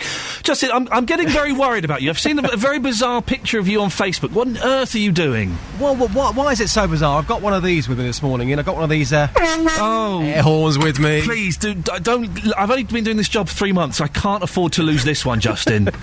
You'll be absolutely fine. I'm in Westerling this morning, okay. The home of Nadine Dorries. I'm here for the welcome home party. I've got my air horn with me. I've got some party blowers. Come and see me. I'm right in the heart of the village, opposite the butchers. I want to get your reaction. Are you pleased to see Nadine back? And also, has your opinion changed? Now, of course, she is back from the jungle. We're going to be here between now and 9. So just tell us, everyone, exactly where you are, Justin, so they can come and thump you. Well, I'm right in the heart of the village. I'm opposite the butchers, next to the local shop here. Unfortunately, this morning, Ian, it is pretty quiet. It is absolutely lashing it down in Westerning in Bedfordshire this morning. But if you're popping out this morning, come and see me. Obviously, lots of people here recently were very, very angry about Nadine going into the jungle. You mentioned earlier on, she's made a pretty good case saying, well, I've taken 3 days off for this. Nobody moans when other MPs are sitting on a beach somewhere. Has she done enough to convince you that she's doing the right thing? And, of course, now she's saying she is the best-known MP in the UK. Is that a good thing, or is that a bad thing? Give us a blast of your horn one more time, Justin. OK, you really want this? Yep. Here we go. Live in Westerning. There goes Broken Britain, live on the radio.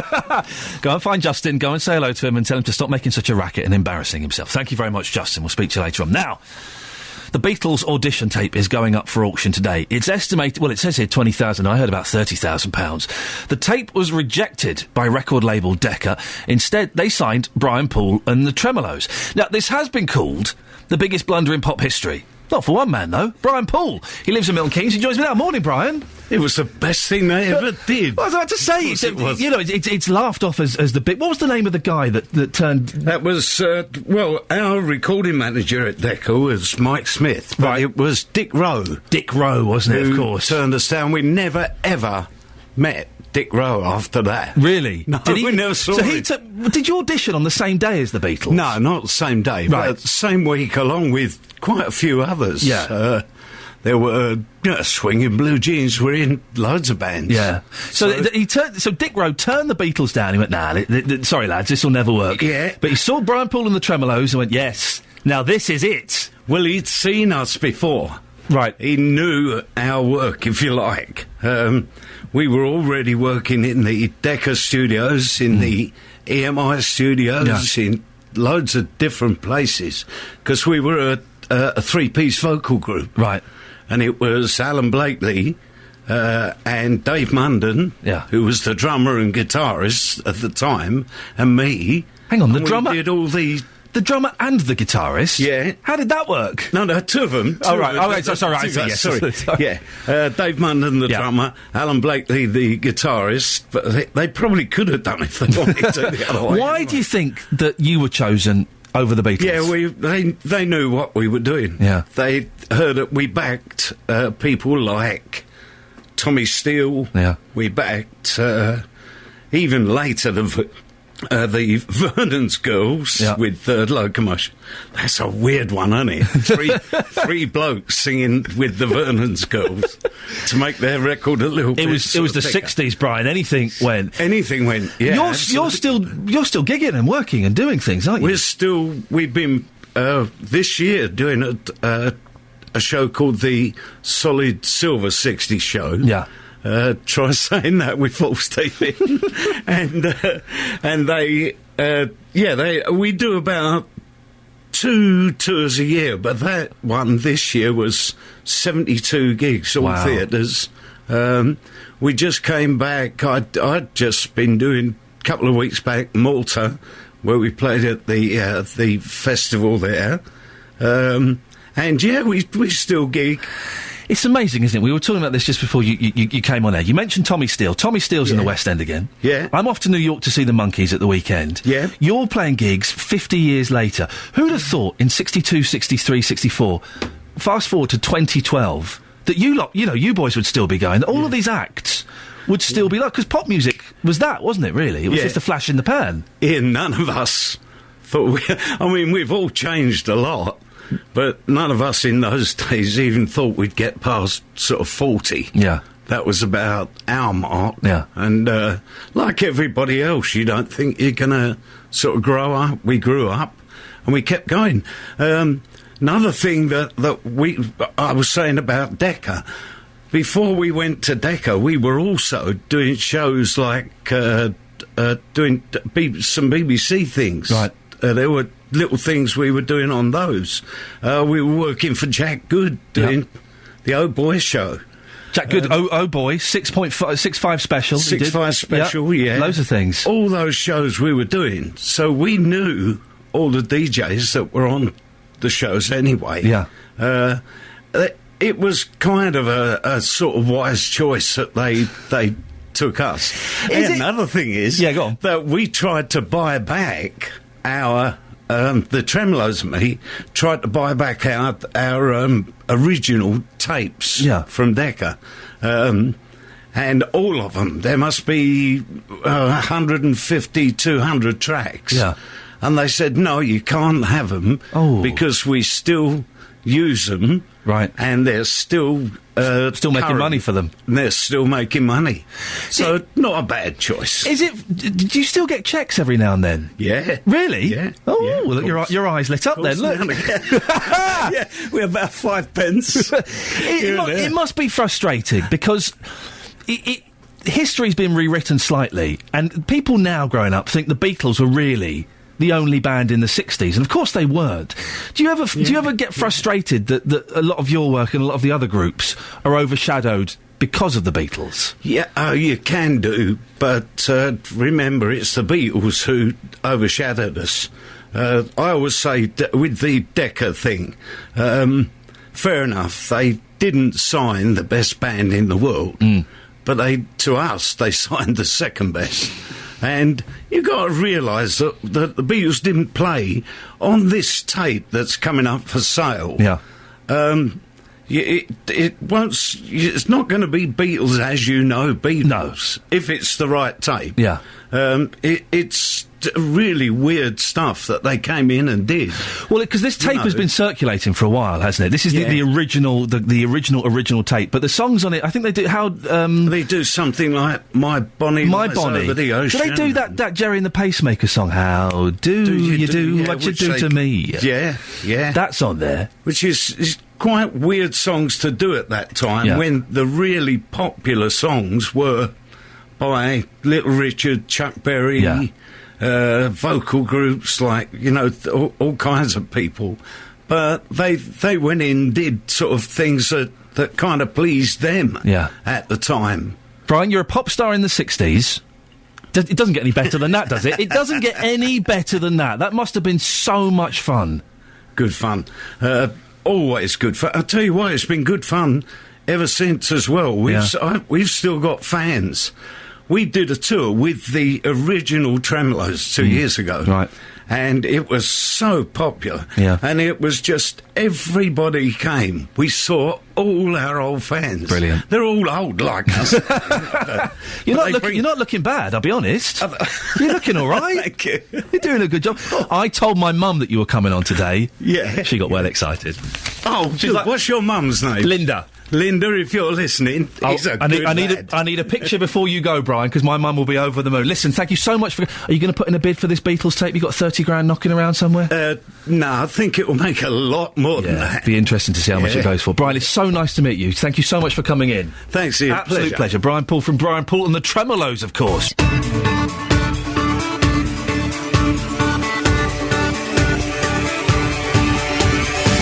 Thank you, Catherine. Morning. I was all excited at meeting Brian Poole. I could have spoken to him for an hour about the 60s and the Beatles and all of that. Wonderful. If you missed it, do go and listen again on the iPlayer. It's well worth a listen. What a charming gentleman he was. Coming up in the last hour of the show before JVS at 9, the MP for Mid-Beds and the Dean Doris is to meet with the Chief Whip today. What's your opinion of her now that she's back home from the jungle? Parking wardens are dishing out tickets in Kings Langley while they are parking illegally in disabled bays. Have you seen something similar where you live? And what's that bad smell in Luton? Apparently it stinks like cat's wee. Anyone shed any light on it? BBC Three Counties Radio. This whole parking thing as well has started off a whole debate about whether parent and children bays, should we have them? 08459 455 555 is the phone number if you want to give us a call on that. It's all kicking off. We'll talk more on that in later, but now, if you live in mid-Bedfordshire, you may be wondering what's happened to your MP since she left the show. I'm a celebrity, get me out of here. Well, Nadine Dorries arrived back home from the jungle yesterday. She's been summoned to a meeting with the government chief whip, Sir George Young, this morning. She was temporarily suspended by her party for taking part in a reality TV show without permission. She's denying her behaviour was undignified, insisting that she's helped publicise politics more than if she'd stayed at Westminster. Our reporter Tony Fisher caught up with her at her home. Here's what she said about the press coverage. I think, unfortunately, my constituents have been hyped up by the press, who have run stories that I've disappeared and I'm going away for a month, and I've actually missed 3 parliamentary sitting days. I actually worked throughout the entire summer recess and only had 4 days away. In 7.5 years, I have never taken a day away during parliamentary time. None of that has been put to my constituents. I work very hard as a constituency MP, but unfortunately, as you well know, I think the national media, who just love to whip up a story, have done so, and I think a number of my constituents have believed what they've read in the newspapers, unfortunately. Well, Max Clifford is a press and public relations consultant. Morning, Max. Good morning. Max, Nadine Dorries, she's come out fighting on the press coverage. Has she got a point? Well, yes. I mean, we all know that, the way the press likes to work, and they like to try and make as much controversy as they possibly can, because, of course, it sells papers. But, of course, it's purely down to, people in your area and people that voted for her who will make up their minds whether they're happy or unhappy about what she did. But, I mean, the press do their own thing for their own ends. Of course they do. The newspapers, they want to sell papers, so that's what they put things in there for. Do you think the press coverage has been good for her, Max? No, it's not been good for her, but a lot more people know about her than did before. I mean, she's, currently one of the talking points across the nation, and I think up until 3 weeks ago or something, only people locally would have heard of her. What do you think her plan is? She says her plan was to get her politics more well known. I don't think that's necessarily been the case. No, it hasn't been the case, simply because, of course, the press have just been the fact that she's gone away and, she should be in Parliament and that's what she's being paid to do, etc., etc. And even her answers that she only missed 3 days, I was reading one of the papers this morning and they said, well, actually, according to them, it's 11 days she's missed, but... So who's right or wrong, I don't know. She's not made her politics well known, but brand Nadine is certainly got to be quite bankable now, hasn't it? Yes, I mean, I thought she could certainly go into pantomime now. I think she is already. Oh no, hang on, that's the house. Yes, I see what you mean. Yes, of course. We phoned her office yesterday, and we were told that she's an MP. All requests for interviews had to go through an artist management company. Well, that gives you an indication, then, doesn't it? That possibly she's looking to branch out into show business or entertainment, but I think that she's probably going to have to embark on a huge public relations campaign if she wants people to like her. Max, if Nadine came to you, I'm sure she probably couldn't afford your wonderful fees, no, but if she did, what advice would you give her? What would you say she should do? Well, obviously, she's got to overcome the terrible roasting she's been given by the media in the last few weeks. So she's got to get herself on television and, get people saying, oh, well, she's much nicer than I thought she was. And, no, and I can understand why she did what she did, etc., to get her points across and then hopefully change the public perception, which right now isn't exactly very warm to her. She needs a slot on Loose Women, doesn't she? Well, I think she probably needs a lot more than that, but certainly she's got to change the public perception of her if she's going to take advantage of all the exposure. Max Clifford, always a pleasure. Thank you very much indeed. 08459 455 555. What do you think? Oh, she's going to be on Jonathan Vernon Smith's show a bit later on. You'll get to hear her argument. Well, Justin Dealey is in Westerning this morning. You're right, Justin. Have they lynched you yet? Not quite. It's still lashing down with rain, but plenty of reaction coming in. A moment ago, I spoke to Nick. Well, Nick, your local MP is now back. What's your opinion of Nadine now she is back in Bedfordshire? The same as it was, but I just think fair play to her. Good luck to her. All the best. So you think anybody who's having a go is just a little bit miserable, let's say? I would say, and maybe, just get a life and don't be so jealous, really. Get a life, I like that term. A lot of people here in Westerning were absolutely furious about this. They were saying that she's let local people down. You don't think she has, then? Not really, no. No, not at all, really. I just think it's a lot of jealousy. And, people who possibly might not watch the programme, but I bet they do now. Can I just ask, you're not related to Nadine Dorries, are you? No. Okay. Well, I've come here this morning for the Welcome Home party. There is my party blower. I've come here with party blowers and an air horn. Can you give that a quick blow for us, please? Thank you for your time. You're welcome. So there you go, that was Nick. It's quite interesting, isn't it, Ian? Because when we came here a couple of weeks ago, nobody had a good word to say about Nadine Dorries. And joining me live in the radio car is Sean Jackson. And again, Sean, you're a fan. What's your opinion now that Nadine is back here in Bedfordshire? Oh, I think it's great. She's done a marvellous job. She's put mid-beds on the map. Like she said, she's probably the most famous MP out there, apart from David Cameron. So people need to wake up, and actually the reality is your local MP is now famous, and she might get results for local people. Definitely. Yeah, she's done a marvellous job. In saying that, though, so many people here in Westerning, your local village, said it's a disgrace, she's let us down. Again, you seem to be in a minority, don't you, here? I don't know. The people I speak to, they all back her. And like I said before, she gives a lot of money to the old charities around here, so she looks after us. And people say that she's never here. She's always here, I can guarantee that. So she does her bit. Wow. Yeah. Incredible. So the red carpet, is the red carpet at the ready then? Yes, definitely. It's a bit wet, but it's definitely out there. Oh, horrendous morning here, isn't it? I know, it's terrible, yeah. Got my umbrella. Sean, thanks for your time. So 2 people, and again, the only people I've spoken to so far this morning have been in favour of Nadine Dorries. And again, some of the things that she mentioned yesterday were brought up by Nick, saying jealousy. He mentioned that word. And of course there, you heard from Sean say, well, now she is famous, she might actually be able to get more results for local people. This, in the long term, could be a great thing for the people of Mid-Bedfordshire. The tide does seem to be turning, Justin. Are you hanging around for the rest of the show there? Yes, I'm going to be here until 9 o'clock this morning. So just tell people exactly where you are. Oh, here comes somebody else over to the radio car now. Go and grab them, We'll get a very quick opinion here. Madam, you're live on Three Counties Radio. Your local MP, Nadine Dorries, is now back in Bedfordshire. What's your opinion now she is back? I think that it's very good that she's back, but I also admire her for going. Everybody's got a life, and she went, she did it, and I've no qualms with what she's done. You see, I couldn't find anybody a few weeks ago to back Nadine Dorries. This morning, now she's back, everyone's coming to the radio car saying, great, good on her. Yeah. No, my thoughts when she actually went was, she's every right to go.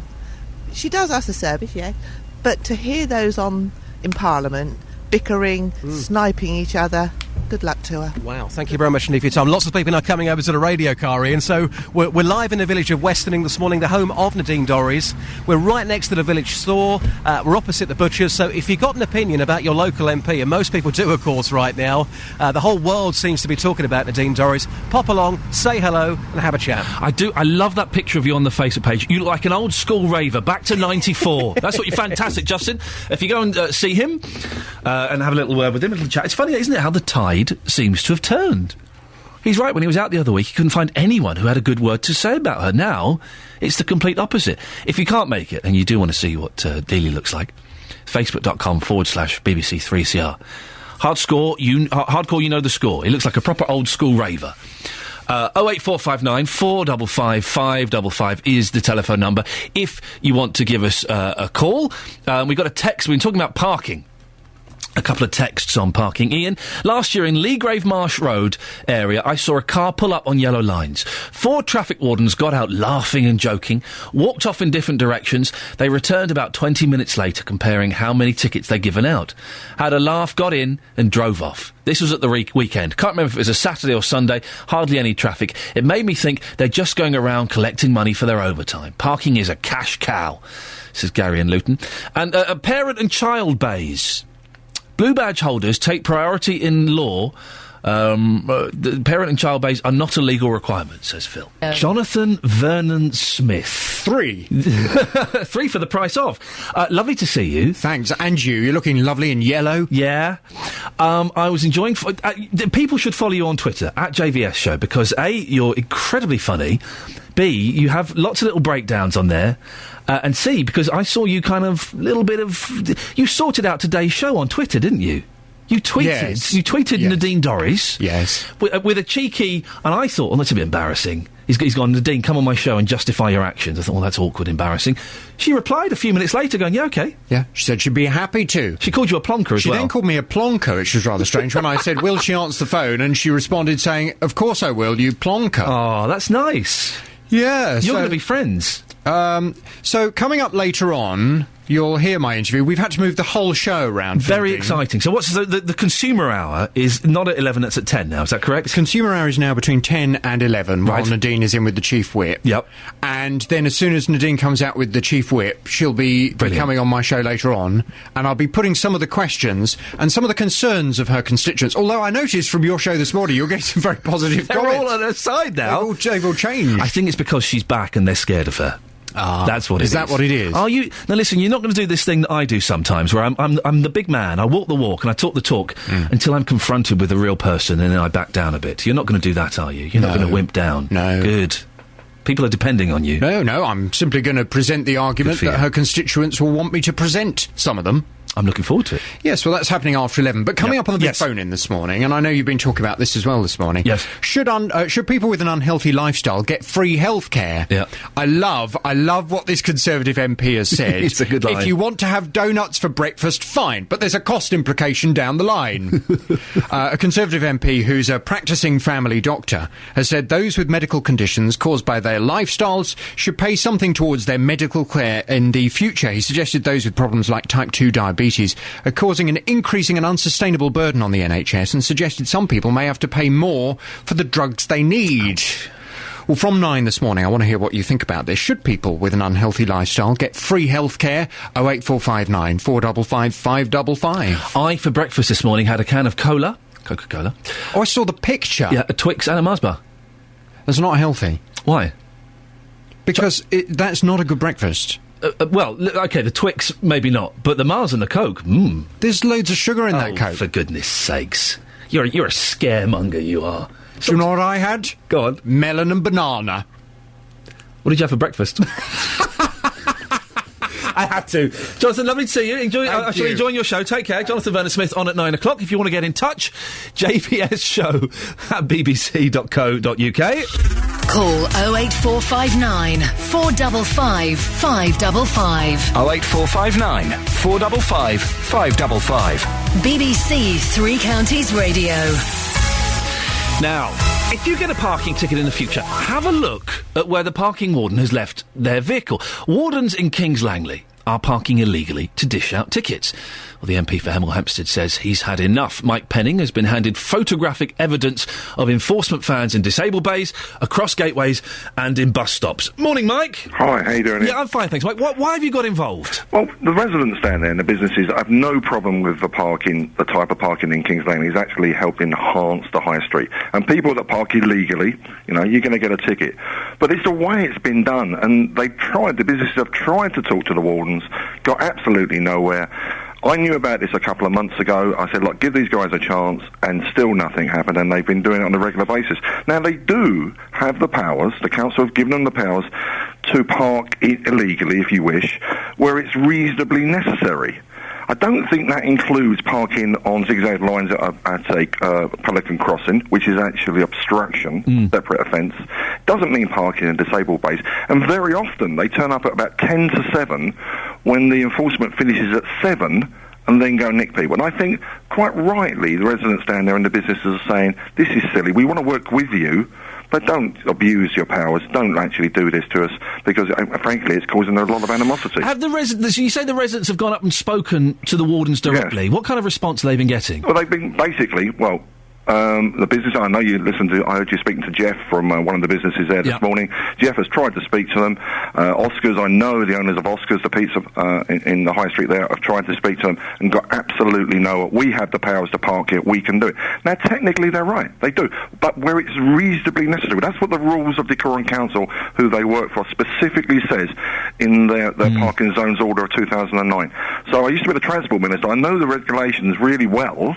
I've checked before I've, opened my mouth, if you wish. Yeah. But there's a moral position here as well. Why park in a disabled parking bay? I've seen the photographs. I've seen the vehicles there. Why park on a zigzag on a pelican crossing? We know that's obstruction. The zigzags are there for a reason, because it's dangerous if you park there, because it's obstruction. So all I'm trying to do today, with the help of Three Counties Radio, is nudge the wardens down there to, yes, do their job, but do in a little bit more of a moral way. Is there anything that can be done, Mike, to clamp down on this behaviour? Well, I've spoke to the Chief Executive of Decorum Borough Council. This company has a contract with Decorum Borough Council to do any enforcement. And I say no one in the village that I've come across thinks that people should be parking there legally. It's actually helped the way the council have done the parking and set out the parking in the high street to enhance the high street. It's the moral situation. People do feel that they're being used as cash cows. They do feel that turning up at 10 to 7 when it's suspended at 7 is an obvious situation where they're just trying to get an extra booking that night. And then to rub salt into the residents' faces down there and the business' face by parking in a disabled bay. I mean, you heard, I know this morning, because I've heard the same story, where 3 disabled people tried to pull up and get into the only disabled bay at that end of the high street and had to pull away. That's a crazy situation. Mike Penning, thank you very much indeed, MP for Hemel Hempstead. Well, we spoke to the company's Vinci Parking Services. Sent us a statement saying we work very closely with the client at the council to ensure our traffic wardens comply with correct parking legislation. We'll be in contact with Mike Penning to discuss his issues, and Decorum Borough Council didn't bother to return our calls. Nice one, Decorum. Across beds, hearts and bucks, this is Iain Lee on BBC Three Counties Radio. Residents in Luton are becoming increasingly frustrated by a stinky pong that's polluting the air. I think that's the technical term for it, a stinky pong. The Environment Agency have received more than 30 complaints since July, and they believe that the odour is coming from the Vauxhall IBC plant. Well, Liberal Democrat councillor David Franks has been calling for something to be done. He joins me now. Good morning, David. Good morning, Ian. What response have you had from the authorities about this issue? Well, both the council's environmental health department and the Environment Agency keep telling me they're investigating. The problem I've got, Ian, is they've been investigating for, 2 years now? And they still say they're not sure where it's coming from or what it is. Well, for goodness sake, it's an absolutely foul smell. And smells are made up of gases and obviously there's moisture in it. Surely, for goodness, by now they've analysed it and know what it is. Well, if it smells of cat's wee, I'm having a load of people tweeting me and emailing saying it's probably ammonia. Well, it could be. On the other hand, it could be a mixture of things which are perfectly innocent on their own, but when they get together, cause a very nasty pong. But surely it must have been analysed. I mean, one of the things that people are worried about, Ian, is until we've got a proper analysis and know what it is, you don't know whether there are any health issues here. Yeah, I guess that's the thing that is concerning a lot of people, is they don't know what it is. Is there any chance it could be dangerous? Exactly. I mean, it's certainly unpleasant, there's no question about that. I've witnessed it enough myself. 2 years is a very long time, David. What can you do to speed this up? Well, the last thing I've done is I've emailed... I only did this on Friday, to be fair, so I haven't had a response yet. But I emailed the key people at the Environment Agency and at the Council's Environmental Health and told them that I think they've been messing about for quite long enough. Would they please tell me exactly what they're doing? If I don't get a satisfactory response from that, I'm just going to have to escalate the thing, aren't I?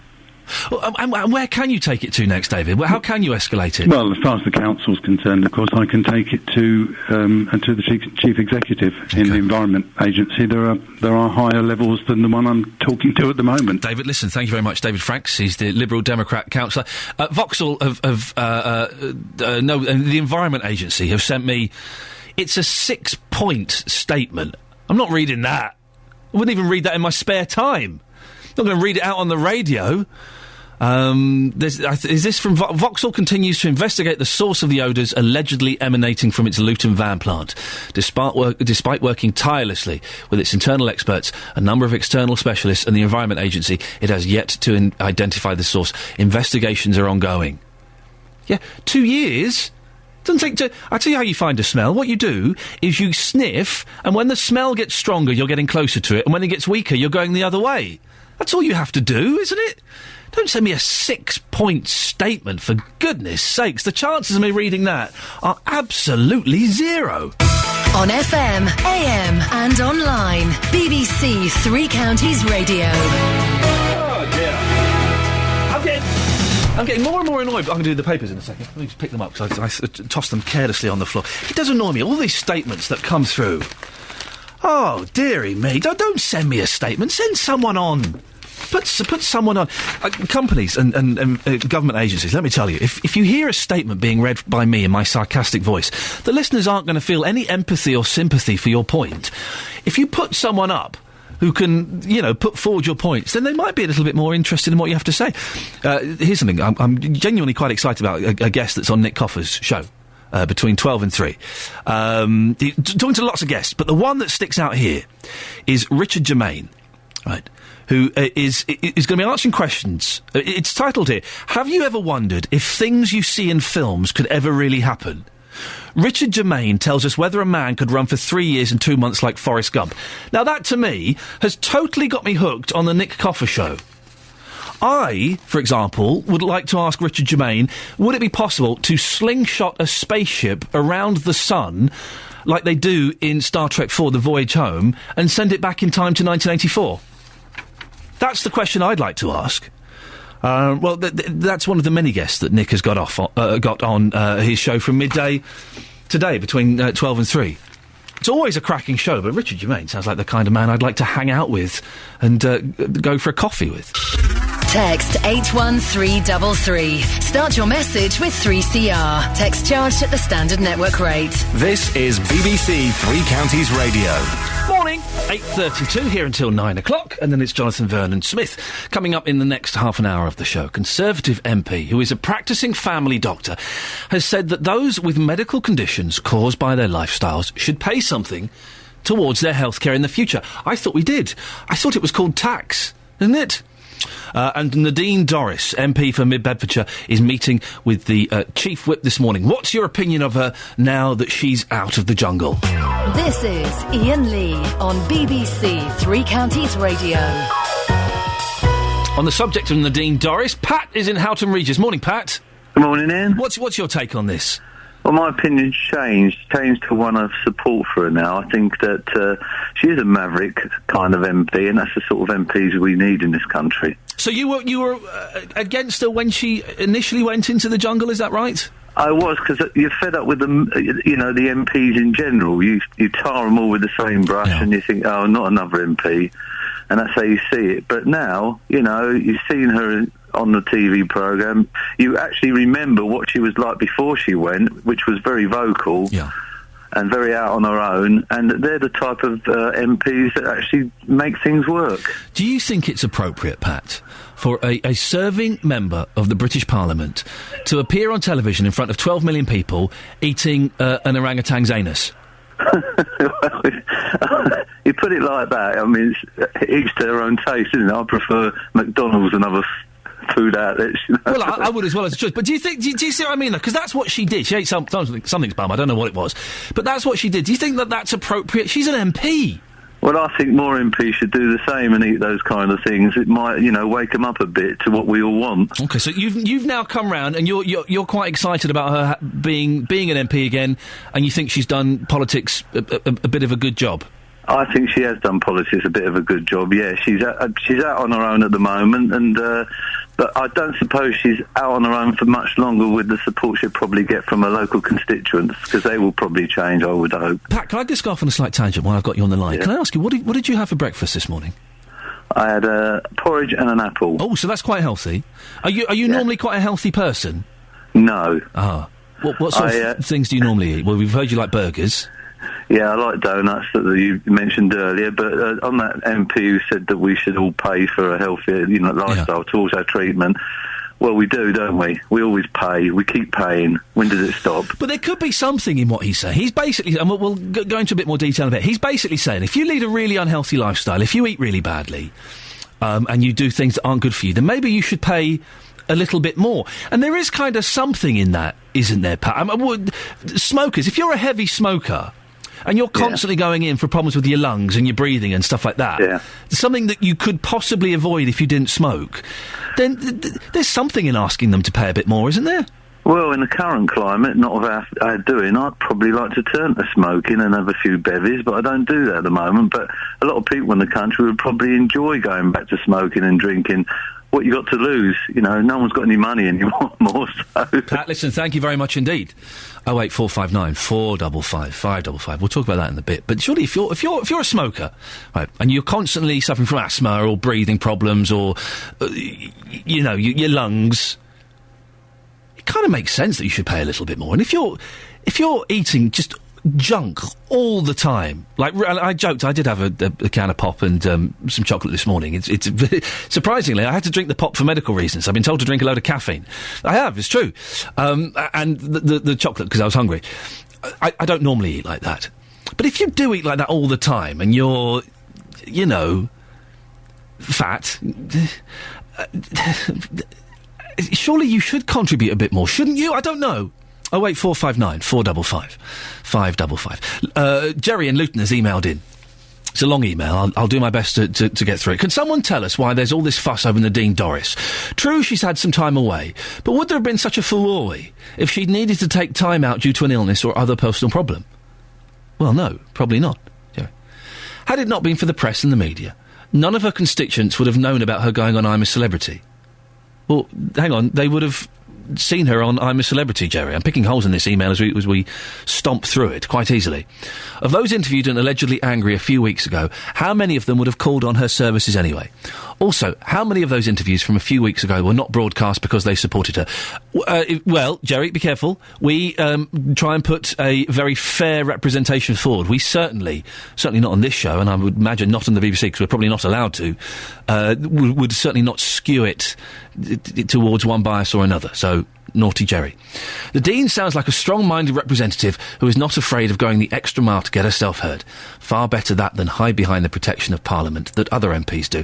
Whilst in the jungle, she did nothing controversial and said nothing to cause offence, but is forced to answer both the press and Parliament. More strength to people like Nadine Dorries. That's Jerry in Luton. Across beds, hearts and bucks, this is BBC Three Counties Radio. Now, just talking about this briefly with Pat, it's a story that's in some of the papers today. Keen to get your views on it. If you live an unhealthy lifestyle, should you pay more for your health care? Conservative MP Dr Philip Lee, who is a practising GP, it rhymes, is suggesting that those with problems like type 2 diabetes should do just that. He says such diseases are increasing and an unsustainable burden on the NHS. So he suggests some people may have to pay more for the drugs they need. Well, Dr Adrian Rogers is the former director of the Conservative Family Institute. Good morning, Doctor. Hello, morning. Do you agree with this? Well, I sort of agree, because I've just retired as a GP, and I've spent 40 years practising medicine, never having to think about the cost of treatment. And that's a great luxury, both for myself and for all the patients that we've had. But the fact is, the country is overdrawn, it is heading for bankruptcy, and there will come a time when we simply can't afford that. Now, when that happens, that's when the rats start eating each other, and people quite legitimately will say, well, if because you eat too much, you need medication to live longer, i.e. most patients with type 2 diabetes, and if because you drink too much and you become dependent on alcohol or drugs, you need medication to stay alive, why should other people pay for that when there isn't any money? But we all pay for it via tax and national insurance and things like that anyway, don't we? We do. I'm a high-rate taxpayer. I start work on the 1st of January and don't earn a penny for myself until the middle of September. So I spend, like everybody else who pays high-rate tax, 80% of the year, well, if you pay 45% tax, 25% and 20% VAT, then you are actually spending 60% of your life working for the government. Now, that is not sustainable, and we're still overdrawn. Doctor, I had 2 bars of chocolate and a can of pop for my breakfast today. Should I be denied treatment?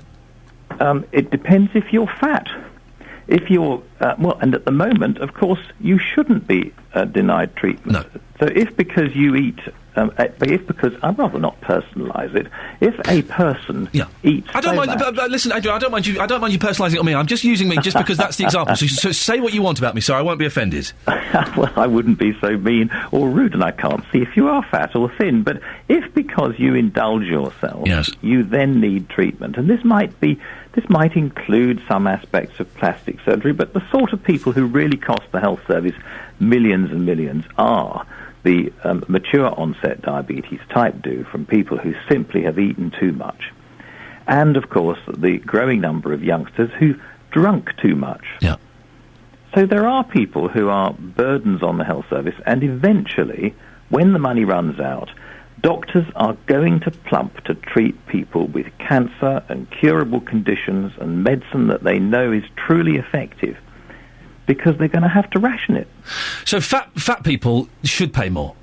I'm not saying that not at the moment. I'm just tossing these ideas around, Doctor. I'm not going to hold you to this, don't worry. Well, if you're fat and you're healthy, excellent. You don't need any treatment. You can get on with life. But if you're fat and because you're fat you've gained such weight that you develop diabetes, then that is the sort of illness which is avoidable. And that, I suspect, is why Dr. Lee has raised this issue. Smokers? Well, smokers are rather interesting because, of course, everyone should stop smoking. Smokers die usually fairly quickly. If they get lung cancer, they're dead within, months, and so that's tragic. But so they're not there for long-term care when they're elderly. Right. COPD smokers, people who get chronic lung disease, usually known as emphysema, now they do take a great burden on the health service, but it would be a very, very hard world that didn't treat that sort of case. The money would have had to be in really dire circumstances. One really feels sorry for these people. They're either short of breath or just stunned that actually they've got a cancer that they were warned about for years. Yes. Doctor, listen, it's fascinating. I can talk all morning. Dr. Adrian Rogers, former director of the Conservative Family Institute. What do you think, dear listener? Should some people who perhaps encourage their conditions, should they be forced to pay a little bit more or have their treatment withdrawn? Gastric bands always strikes me as odd that you can get those on the NHS. And I know that eating is not as simple as saying, well, just eat less. For some people it is. For a lot of people it is. Walk more, eat less. Some people it's not. It is like an addiction, and addiction is a medical condition. It's recognised by the World Health Organisation as such. So addiction to drugs and addiction to alcohol and food, it's recognised as a medical condition. But gastric bands on the NHS, I don't know. 08459 455 555. Jonathan Vernon Smith, JVS himself, will be carrying on this discussion at 9 o'clock and asking, should people with unhealthy lifestyles get free healthcare? The question is slightly loaded because, of course, the healthcare isn't free. Because we do pay for it with our NI and with our tax. So it's not exactly free. We are contributing to it, and you should therefore be able to dip into it. I know what smokers would say. Smokers would say they keep the NHS going with the amount of tax that they pay. 08459 455 555 if you want to come and talk to me before 9 o'clock. If you want to get in touch with Jonathan and maybe appear in his show, then send him an email, jvsshow@bbc.co.uk. Call 08459 455 555. 08459 455 555. BBC Three Counties Radio. Nadine Dorries, who's going to be a guest on Jonathan's show at about 11 o'clock this morning, says she's now the best-known MP in Britain, following her appearance on I'm a Celebrity. Speaking on her return to the UK, she insists she will stay as a Tory MP and will fight the next election in mid-Bedfordshire. Well, BBC Three Counties reporter Justin Dealey is in Westerning this morning. Justin, have you fired off your horn much this morning? Not too much. Would you like another blast right now? Yeah, go on. Another blast? Yes, please. What a yob. Welcome home What party. a yob. Absolute yob, yes. But lots of opinions coming in. You've been asking the question this morning, has your opinion changed now she's back? A few moments ago, I spoke to Barry. I don't think it makes any difference at all. I think she's just on a publicity stunt, that's all. She says that she is the most famous MP in the country right now, which is hard to disagree with. Is that not a good thing? Because she might be able to champion local people like yourself when your concerns come up. No, we did have the problem with Hamilton's some time ago, and that died very quickly, and I think the same will happen with Noreen Dorries. So you think she has let local people down? I don't think she's done any good for them. In saying that, of course, she's saying that she had 3 days off as a holiday. Was it at £40,000 a time? Yes. Which apparently is going to charity. Yeah. I mean, is the whole thing slightly embarrassing because she is an MP? She's on a reality TV show. Is that embarrassing? Yes or no? I think it was unnecessary for an MP to go down that direction, quite frankly. A lot of people are saying, people like yourself who don't agree, need to get a life. Just lastly, how would you react to that? I think she'd have been better stayed at home and doing her job. So the words of Barry there. We heard from people earlier on who are backing Nadine Dorries. There is a gentleman who has just gone into the newsagent. He's now going to come over to the radio car, I think, and join us live. He's got some interesting views on this. Of course, Nadine Dorries has that very important meeting at 10 o'clock this morning with the Chief Whip. I can tell you, Ian, that I saw Nadine driving through the village at about 8:35 this morning. Did she stop and say hello? No, she didn't, no. And she wasn't impressed by my horn by the look of her face. OK, who's this gentleman here? What's your name, sir? My name's Harry Arnold. Harry, welcome. You're live on Three Counties Radio. Now Nadine Dorries is back, your local MP. What's your opinion?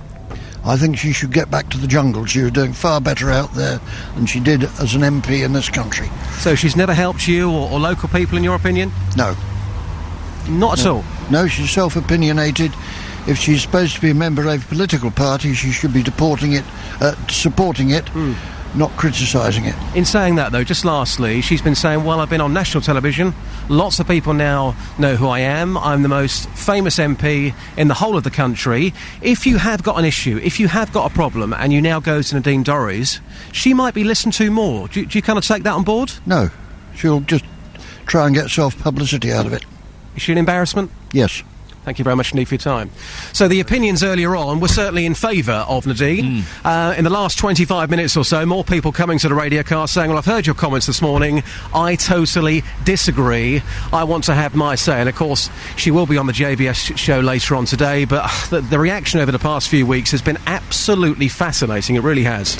It's, in our completely unscientific surveys that we are not really carrying out, it would appear, Justin, wouldn't it, that opinion has changed in the last couple of weeks. Well, you say opinions change. I think you made an interesting point earlier on, Ian, when you said, good morning to you, sir. When you said that now she's back, a lot of people might be scared. I mean, she is quite intimidating. We saw her lots yesterday on television. She is quite an intimidating lady. So now maybe she's back. People say, well, good on her. Well, we certainly never heard from those people 3 weeks ago. We didn't hear much, she was on did the front page of the national paper saying, I'm going on to I'm a Celebrity, get me out of here. Of course, the first MP to do so. Justin, listen, thank you very much. Excellent stuff as always. And as you heard, Nadine Dorries will be on JVS show at 11 o'clock. His show's kind of moving around a little bit to accommodate her, which I think is very, very kind of him. But it's definitely going to be worth the listen. Shirley's in Milton Keynes. Good morning, Shirley. Good morning. What do you think about Nadine Dorries coming back? Well, personally, I don't like her. I think she came across as being very false. On the I'm a Celebrity? Yes, and I think she was trying far too hard to be friendly. But maybe she is friendly. I don't have that opinion, but then that's my opinion. Right. But what gives her the right? Does she think she's more important than the Prime Minister? More well-known than the Prime Minister? Who the heck does she think she is? Well, in her defence, Shirley, she's been on TV a lot more than the Prime Minister in the last couple of weeks, been seen by a lot more people. If you add up all the viewers of I'm a Celebrity and compare that to the viewers of the news, or whatever Cameron's been on, she's been seen by a lot more people. Well, maybe she has, but I don't think she's done herself any good, to be honest. You don't think that... I don't think so. I mean, she says that she's had lots of political discussions with people in the jungle. Is she so naive as to think that the ITV are really going to show that? Do you like the Jungle programme, Shirley? I do. I love it. I watch it every year. Who do you think's going to win it? I don't know. I think David, actually.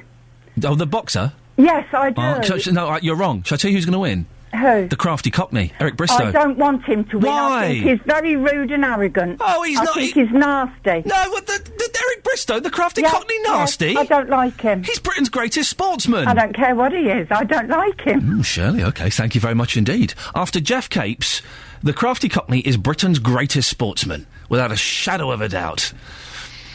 Fee's in Luton. Morning, Fee. Morning. Talking about healthcare, do you think you should have to pay more for your healthcare if you lead a spectacularly unhealthy lifestyle? To be honest, it would be nice if people could, but I think it's unfair and unrealistic. Why? Because a lot of the health problems people have is related to low income and poverty, and a lack of knowledge. For example, vegetables is quite expensive.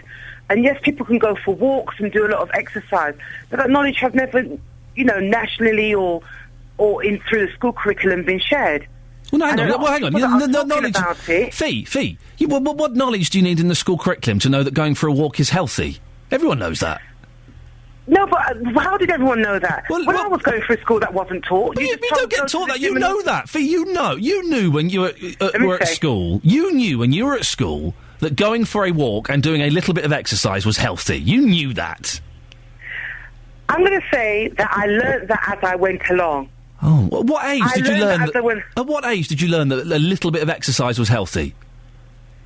About when I was 12, 13. Right. But I enjoyed running about anyway. Yeah. But to understand that you need to continue that and long term and eat more healthily. Oh, come on. No. Fee. I'm going to be honest, Ian, I don't think the system's fair. Fee, you disappoint me. You hang on, Fee, listen, I want to get this right, because I want to make sure that we're speaking the same language here. You're telling me that people don't know that eating burgers and chips and drinking fizzy pop, people think that's a healthy thing to do? No, what I'm going to say is that people are aware, but it's what's affordable. The cost of chicken and chips compared to having a proper freshly cooked meal with vegetables, if you compare it with the money that people have in their pocket, Wrong. People are more likely to choose. No, that's laziness. That's laziness. That's laziness. No, I won't agree with that. No, Ian. well, I can't agree with that. You will agree with it, young lady. I'm telling you, you will agree with it. Don't laugh. This is serious. Fee, it is cheaper. You go and buy yourself a few vegetables. You'll knock up a salad that will last you for a couple of days. That's cheaper than going and getting chicken and chips. It's not always. Ian, I have sat down and done this with young people looking at cost effectiveness. It's not always cheap. It's not all. I went and looked at some joints yesterday. Beg your pardon? It's well expensive. I mean, I'm like, when I say joints, meat joints, okay. Lamb and beef joints, and stuff like that. They're expensive when you want to cook up a more healthy meal, and it splits people into the camp of deserving and undeserving. OK, Fee, listen, we have to move on. Thank you for being a good sport. Let's go to Jason in Hitchin. Morning, Jason. Good morning. We've got about a minute, sir. What's your take on this? I think the MP that's saying that if people have to pay more, I agree with him in one respect. They need to tax unhealthy foods and unhealthy lifestyle choices. Yeah. But by the same token, they need to reduce the tax on the stuff that's healthy. And regarding your lady that's just been on, it is far, far more cost-effective to buy fresh vegetables and meat. You don't sit and eat it all in one sitting. If you cook a chicken, there's a Sunday meal, there's a cold meat and chips, and if you're lucky, there'll be a curry in the middle of the week. Do you think, Jason, that maybe it's people that they don't have the knowledge of how to cook? People don't know how to cook. They don't know how to get 3 meals out of a chicken anymore. Absolutely. Whereas my mum, and probably your mum, knew exactly how to do that. Well, me and my wife can both do it. So it's something that we've learnt from our parents. But we also had home economics at school. Yes. Where boys and girls had to do... Yes, we had that as well. We had home economics. I remember my teacher, Mrs. Bartram, I didn't get on with her very well. And we would... She worked in the kitchen, the room, home economics room, and to heat the room up, she would have all of the ovens open, with all the gas to heat the room up. Imagine that these days. That's it! The end of another show. Back tomorrow at 6 o'clock. If you enjoyed that discussion about healthcare, stick around, because Jonathan Vernon-Smith will be carrying it on. He's coming up after the news with Catherine. Getting beds, hearts and bugs talking. This is BBC Three Counties Radio. Thank you, Iain.